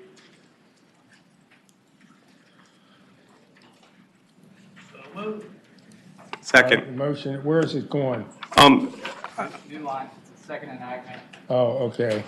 All right, there's a motion and a second to amend 655 to make it effective when, did you say January 1st? 1st, 2023, to make the 2020. electronic portion of the bill effective that date. All right. All those in favor? Aye. Okay, of adopting the amendment, say aye. Aye. All right. Amendment's adopted. Thank you.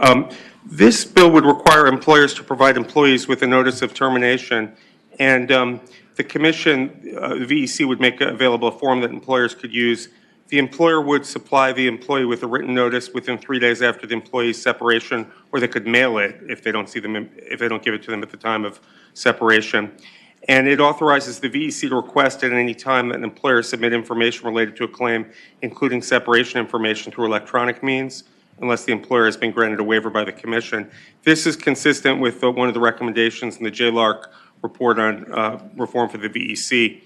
And I looked into other states. This is based on similar legislation in Tennessee, but there's a lot of states, including Georgia, Illinois, Michigan, Nevada, Pennsylvania, and others, New Jersey, New York, Connecticut, that require a notice provided by the employers at the time of termination of employment. And this really helps us, when people file a claim with the VEC, to have fewer disputes. It's clear that they have the right to file or not to file, and provides them with that documentation. I don't know if, like your office, my office has gotten a lot of complaints about dealing with the VEC, and there would be, in a lot of cases, things would be a lot clearer if people just had a clear notice of how that would work. So that's the essence of the bill. I didn't bring witnesses, but I know that Jason Paget from the VEC was available on Zoom, and the JLARC Associate Director who oversaw the VEC study is either, I believe, in the room or available virtually. I don't know if there are any questions. Any questions So, of Senator Evans? Mr. Chair. Senator This, Steeds. this just means that instead of just saying you're fired, you got to say you're fired and then send them a letter and say this is why you were fired. Yeah, well, yes, and also if they have the right to apply to the VEC, it would notify them. Mr. Chairman. Senator Newman. Mr. Chairman, I just think here we go again. I mean, it's been tough on Virginia businesses. In a lot of cases, you don't have to give a separation reason. And when you do, you end up in a messy court situation. You don't sometimes want to say it. Number two is I don't know that I want my Social Security number required to be mailed to my last known address. I just, I know that the senator has good intent here, but it just seems like to me that if you're noticed that you have been let go, you know that you can go to the commission. Not only that, we require by law that the posters be put up and that all the notice be on the posters. And I just think this is, once again, just going a little bit far, and in particular in the reason for separation and the unemployment tax account number, the Social Security number, all that information being out there just seems like a lot. Evan. If I could answer, Mr. Chair, it's my understanding that your employer is required to mail you a W-2 with your Social Security number to your last known address already. So I don't see that as being much different, and they can hand it to you if they prefer. But federal law was changed in 2020 to require employers to give notice of the right to employees at the time of separation. I think this is just a clarification. The VEC would make the form available. Employers can, if they want to say it's a reduction in force or something, they could say that, or the position is no longer needed. But just, it's clear that you've been terminated. Or not. Mr. Chairman. Senator Newman. Mr. Chairman, Evan, do you know of any other time where we have to give the reason for separation? In other words, a lot of employers, and I've been instructed many times, don't do that, right? It's just, you know, we're having a separation here. We wish you well. We want to help you get through this situation. I mean, I just don't. The reason for separation to me is not as essential as the bill where they get notice that they've been terminated and they have a right to apply. But maybe Mr. Paget or the people who recommended this from JLARC would like to Mr. Chair, enlighten us further. I just wonder if reason for separation, if would be sufficient in your notice if you said you're separated from employment for cause? As simple as that. Mr. Chairman, but you. Would that be sufficient? Senator Newman. Mr. Chairman, I think Cree's a good lawyer. My concern is that it may or may not be for cause, and that may get you into a lawsuit on whether or not you get payment for cause or not for cause. So it's tough. Mr. Chairman, Surville. Senator Surville. I have a question, I think, for council. So can you all tell me like what the consequences would be for not complying with this? Like, would it be a administrative remedy? Do we have any kind of civil, private right of action anywhere in this title that would apply to this? I'm just trying to understand sort of how that would play out. Mr. Chairman, Senator Serval, I don't believe there is a private right of action in 60.2. There are some penalties for noncompliance for employers, but I'd have to look up those sections for you. Perhaps Mr. Paget could help. As is Larry Summers. Okay. Mr. Chairman? Thanks. Yeah. My recollection of a number of encounters I had during the pandemic with issues relating to unemployment insurance was they told me one thing, now it's something different. The versions of events get reported differently by whether you're the employer or the employee who is separated. And I think this could go a long way, towards getting people on the record right up front as to why the thing. I don't have any problem with the idea of cause and getting into too much detail, but the best interest, I think, sometimes of the employer is to sometimes change the story, or sometimes the worker for misrepresenting what he was told. So let's get it in writing. Mr. Chairman. Senator Surville. Thanks. So. And then Senator Spruill. I got it, but just to follow up on, I guess, Senator Newman's comments. The way this reads right now, it just says anybody who's separated. It doesn't say who's separating them, whether the employer is separating them or whether the employee is separating them. And I know, for example, I've had situations where it's been unclear whether somebody's quit. Like they just kind of stopped coming, and there's no clear moment when they quit or didn't quit or whether they're coming back. There's ambiguity in that. So, I mean, first of all, it's just, that's why I was asking about how this is enforced, because it's not clear to me how this would play out in some of the scenarios that I've seen when people have called me up, employers have called me up trying to figure out what to do. I see, looks like council might have figured something out. Mr. Chairman, Senator Serval, Section 60.2-121 is provisions for violations of 60.2 when a penalty is not provided, which it would not be under the bill, and that would be the penalty would be a Class 1 misdemeanor. Mr. Chairman? Well, classroom misdemeanor for what, Mr. Chairman?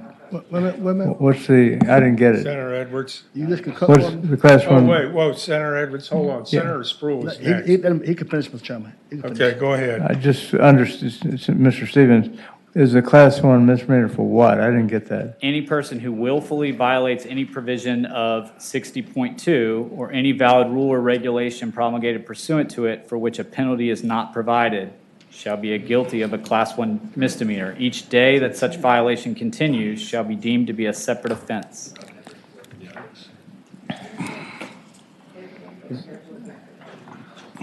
That's the amendment we adopted. No, sir, Mr. Chairman. The amendment was a delayed enactment date for the electronic portion. Mr. Chairman? Senator Sproul. Senator, why do you got to get this social security number? I mean, that social security number thrown out everywhere. Why do you have to use your social security number? Because that's how they track employees, and for unemployment, I think it makes it clear someone who's filing the claim. It's just like on your W-2. It's a unique identifier for benefits. Mr. Chairman, there's two more questions. Senator Sproul. On my statement, sometimes they use the last four, but not the whole social security. So why not the last four? Because on my bank statements and others I get, they put the last four, but not the whole thing. I don't know if there's a representative VEC who could indicate whether they could do it with the last four or whether they would prefer or if the people from JLARC who recommended this, whether it could still be accomplished with just 4 digits. Last question, Mr. Chairman. We passed a bill, we talked about it anyway. The bill says, why do you pull me over? Senator Scott Surveyor we talked about that, why you pulled me over. So this is the same thing as why you fired me or why you laid me off? Well, what I'm more concerned with it, rather than why they were fired, is are they eligible for unemployment benefits? Okay, thank you. Mr. Chairman, can we hear who's for and against it? Because I have some questions. All right. Mr. Chairman, I wanted to ask, this Senator Bell, I wanted to ask a question as well. Senator Bell. Thank you, Mr. Chairman. I want to first echo what Senator Serval said. I'm concerned about the 3 days notice of separation because, I know in my company, we've had people disappear, won't answer any questions or about, where they're at. And we don't know that they've actually quit. And if this could have a penalty, I'm concerned about that penalty when it would start if an employer doesn't know that somebody's actually separated. Can you, Senator Evan, can you give any clarification on that, or are you willing to? I'd be willing to change it to 7 or even 14 days. The point is that if you've been separated, that you have a notice whether or not you're eligible to seek unemployment benefits. I've had a lot of constituents who come to me and they say one thing, and then an employer disputes it. This would just make it real clear up front that you're eligible or not. Mr. Chairman, if I could 7 follow or up. 14 days would be Senator fine. Bell. I appreciate the 7 or 14, I guess, but my regardless if the employer doesn't know someone is gone or has quit on their own accord, it would matter. I would almost think the other part, provided the employer knew that knowledge of the employer, I think, is important. And then the other question, it's if we go back to the reason for separation, could employers say a violation of employee handbook? Sure. They could say whatever they want, I would think. I mean, Mr. Chairman. the main point is whether or not they're eligible for benefits. If they've quit and you get a letter saying 14 days after they last showed up, it's our understanding you quit, I don't think you're eligible for unemployment in that circumstance. Yeah, Mr. Chairman, last item. If it's a termination, I believe they would also be eligible for COBRA benefits. And you're only focused on unemployment. I would just bring that to the attention of the patron. That might be something that would be good to add, since that is normally a requirement to notify people of COBRA eligibility. I think they're already required to notify them of that, I thought. Mr. Chairman, I know we don't. You don't notify people of your employees that they're eligible for COBRA? You're not required to? Mr. Chairman, I believe the health care plan, if they are notified of a termination, they'll notify the employee, but not the employer. Yeah, I'd rather not complicate the bill We, further. It seems like we're having a few. We have someone here from VEC were they online? You want to have them speak on the bill? Mr. Paget, you can unmute.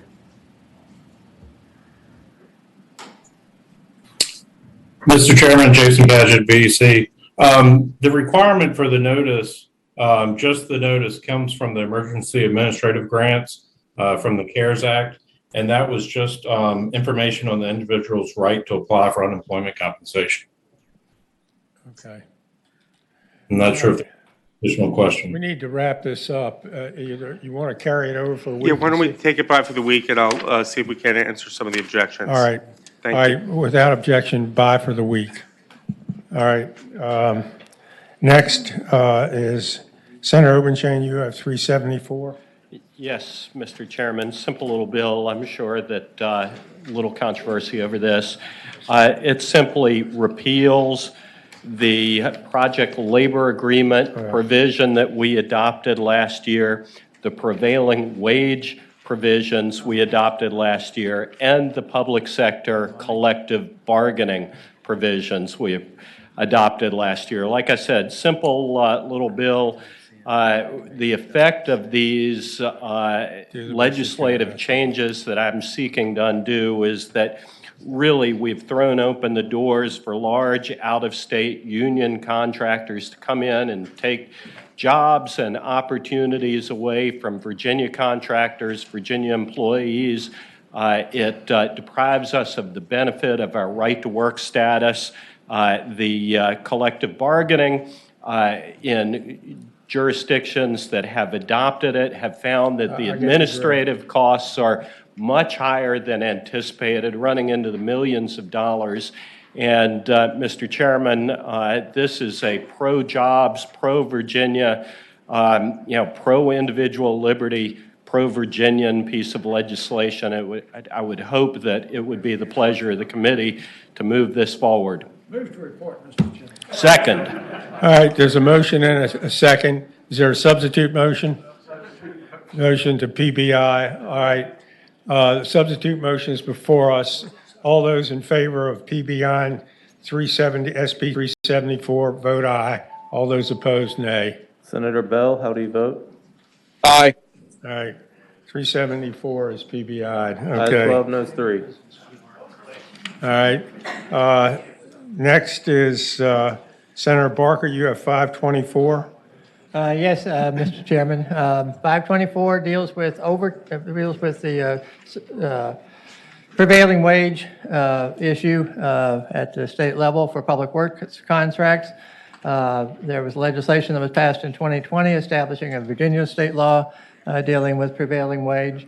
What's proposed here is to enhance it a little bit. There was a direction given to the administration to establish a work group that worked on it. The work group worked on it, and what I have, my understanding is that everybody agreed basically as to making sure that there was regular reporting, because otherwise there would be issues of individuals or companies in some instances not reporting, providing information when there was a violation.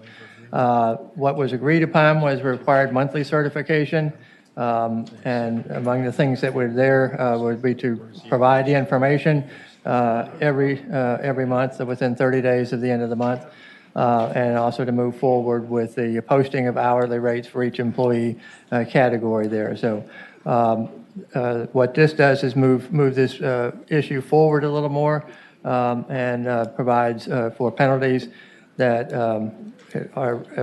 when someone knowingly fails to file or fails to post the prevailing wage aspect of things. And as a result of that, there's a Woodrum amendment which would require a $50,000 compensation there into the state budget there. So that's where we are on this, and I'd be happy to answer any questions in terms of what's proposed here. Are there questions of the patron?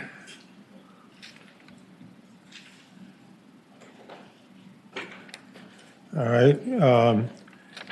Any, anybody in the audience in support of the bill? If you're in the Anybody? Zoom room and wish to speak in Well, support of the hold bill. on. Anybody out there in the audience in opposition to the bill? Anybody in the audience even care? We have one online.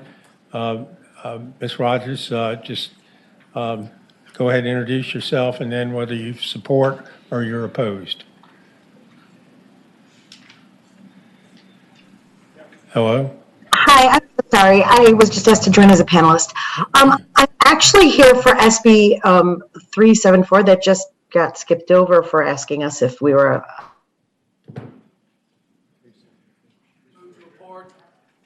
And we refer to finance. Second. All right. There's a motion to report and re-refer to finance. All those in favor of reporting 524 and referring it to finance, vote aye. Those opposed, nay.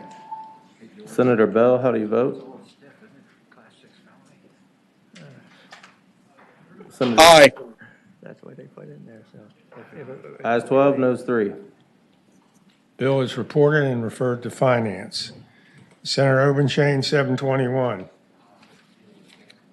Mr. Chairman, Senate Bill 721 actually does address one of the issues that has arisen since we've adopted public employee collective bargaining, and that is what do we do with public employees who choose to withdraw from union membership.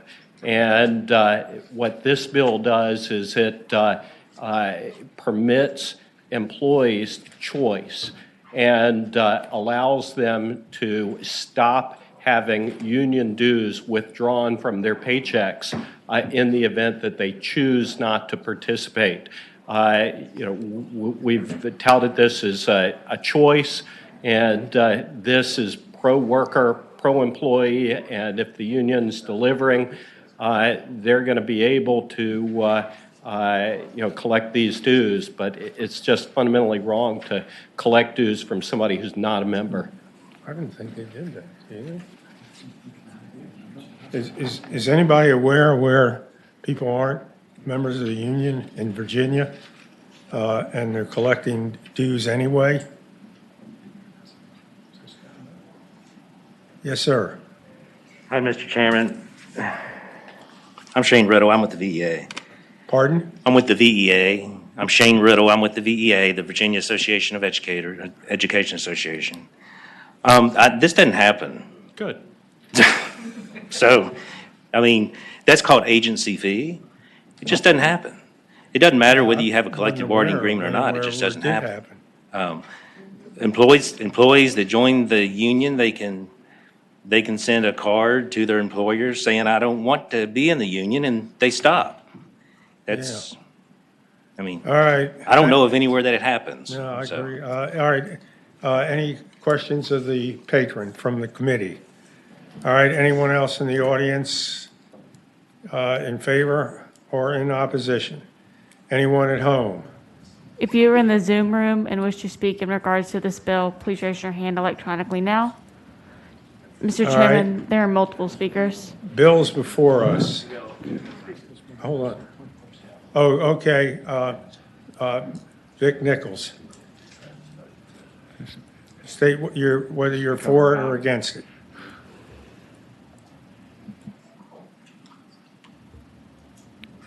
Vic Nichols, please unmute and begin your testimony. Thank you. I'm Vic Nichols, and I'm for this bill to protect people from union overreach. Thank you. Norm, all right, next. Mr. Chairman, oh, I'm sorry.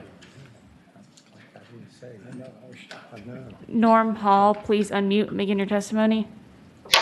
Yes, good afternoon. I am Norm Hall. I am an employee of Fairfax County Government, and I am a proud member of SEIU Virginia 512. We are currently underway to work on collective bargaining agreements, and we want to make our county a very sound employer. and a sound, contribute to the economy the best way that we can. This has to And do with we're election of opposed. union dues, sir. Yeah, and I appreciate that, but we oppose this measure because it doesn't help us build our strength. Thank you. Next. Just state whether you're for or against it.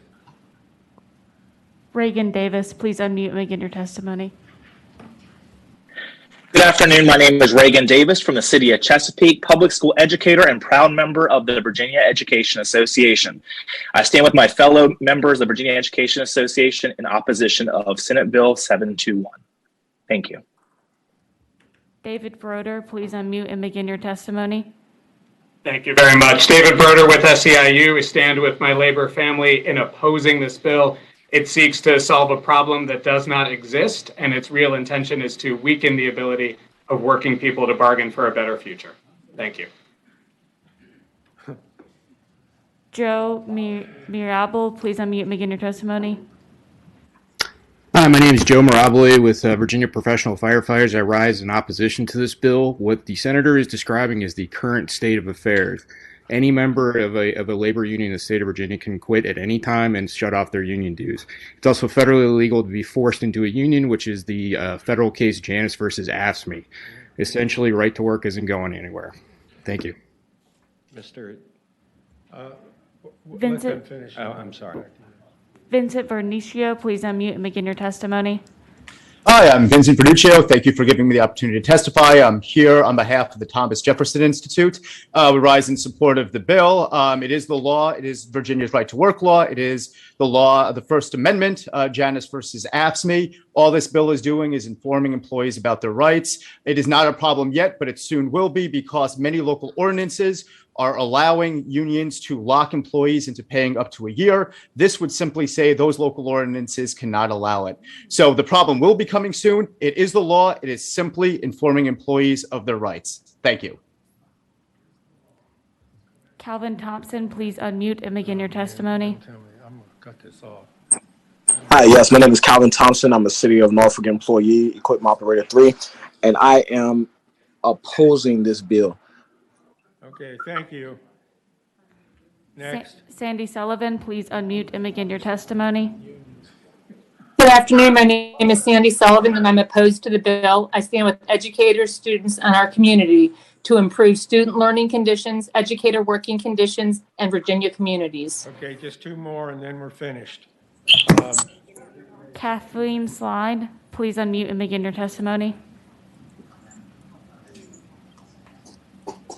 Next. Kathleen Slide, please unmute. Hello, my name is Kathleen Slindy. I'm the president of the Virginia Beach Education Association, and I stand in with my labor union members, and we oppose this bill for many of the reasons that have been stated by my colleagues. Thank you. Jeanette Cornelius, please unmute and begin your testimony. Hello there, my name is Jeanette Corsilius, and I'm a member of the Fairfax Education Association, the VEA, and the NEA. I'm calling on all legislators to oppose this anti-union measure. Thank you. All right, Senator Obenshain. Mr. Chairman, members of the committee, this is if any of the bills that I've brought could be characterized as anti-union, it would have been the last one, and it's not. This is not.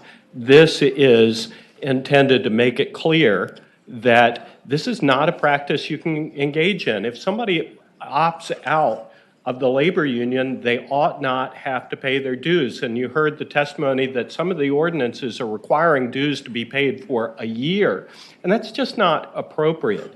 And I think that the testimony of some of these witnesses makes it clear that there's going to be increasing tension about this issue. And this, lays down the law, makes it clear that if you want to join a union and stay a member of a union, that's great.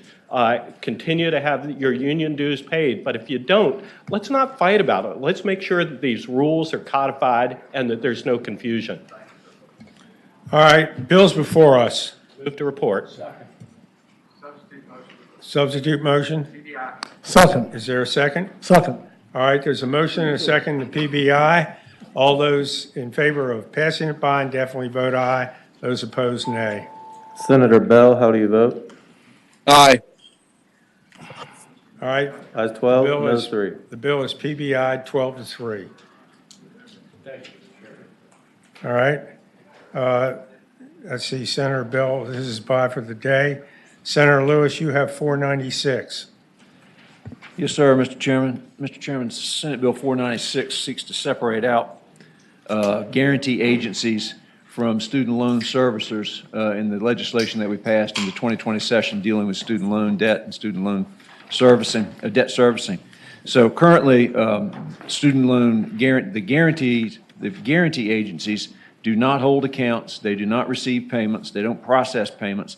The only time the guarantee agencies, credit counselors, or nonprofit guarantee agencies step into the scene is when student loan is in default.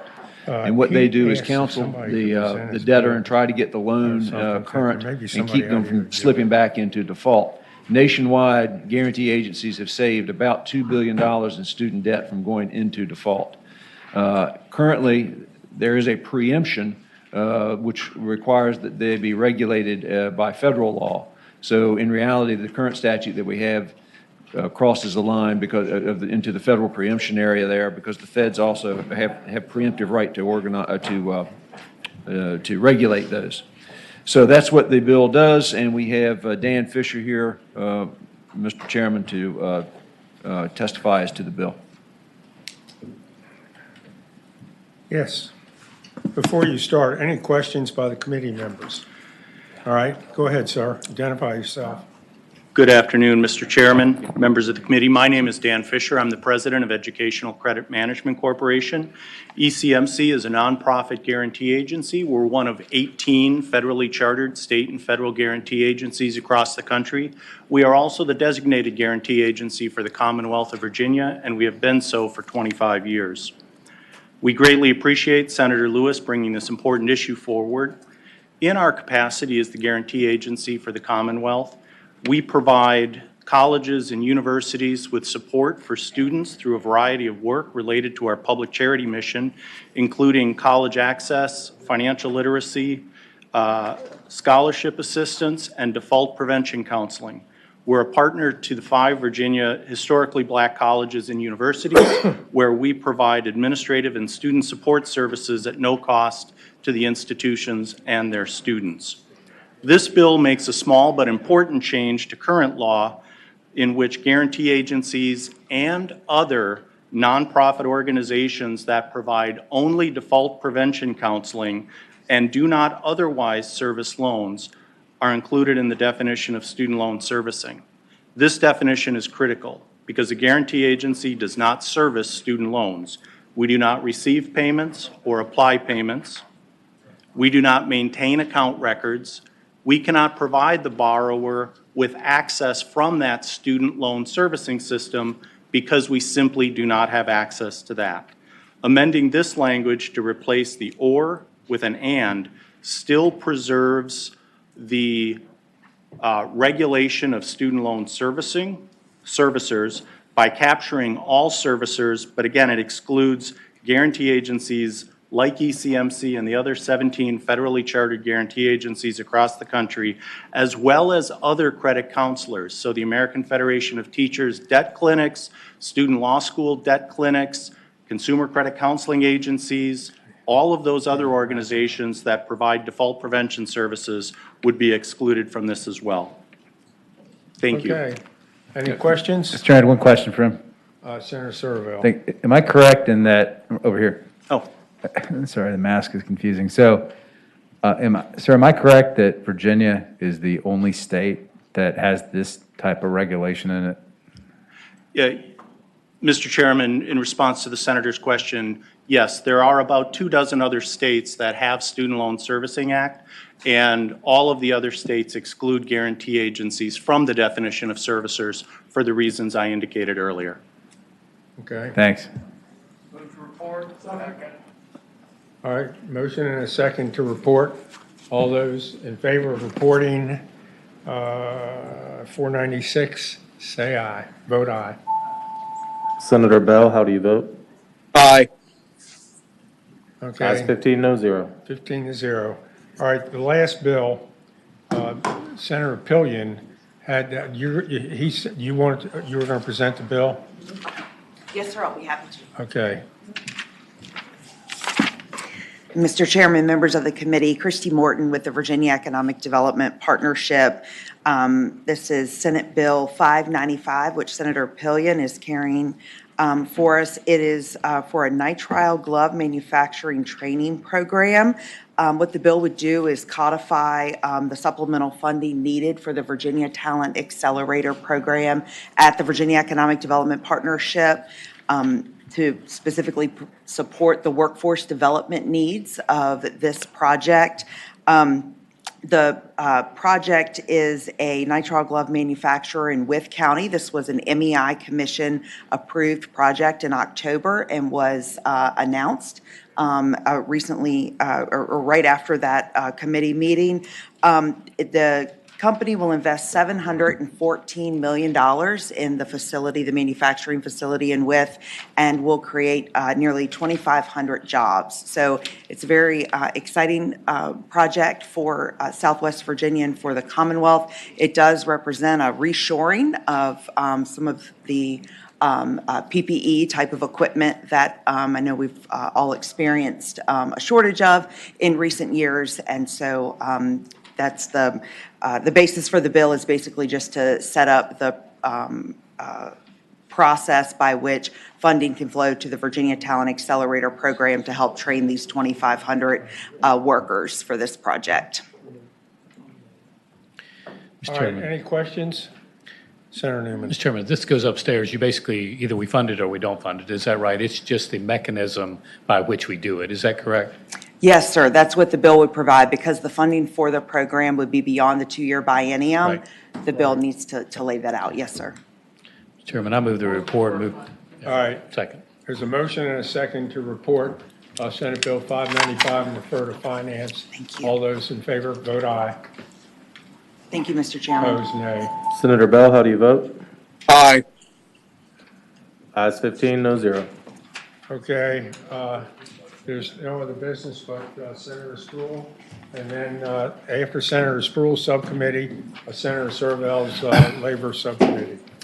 You will have 5 minutes to relax yourself in 5 minutes, and we can get started. And we will not keep you long. I don't know, we got more unity, those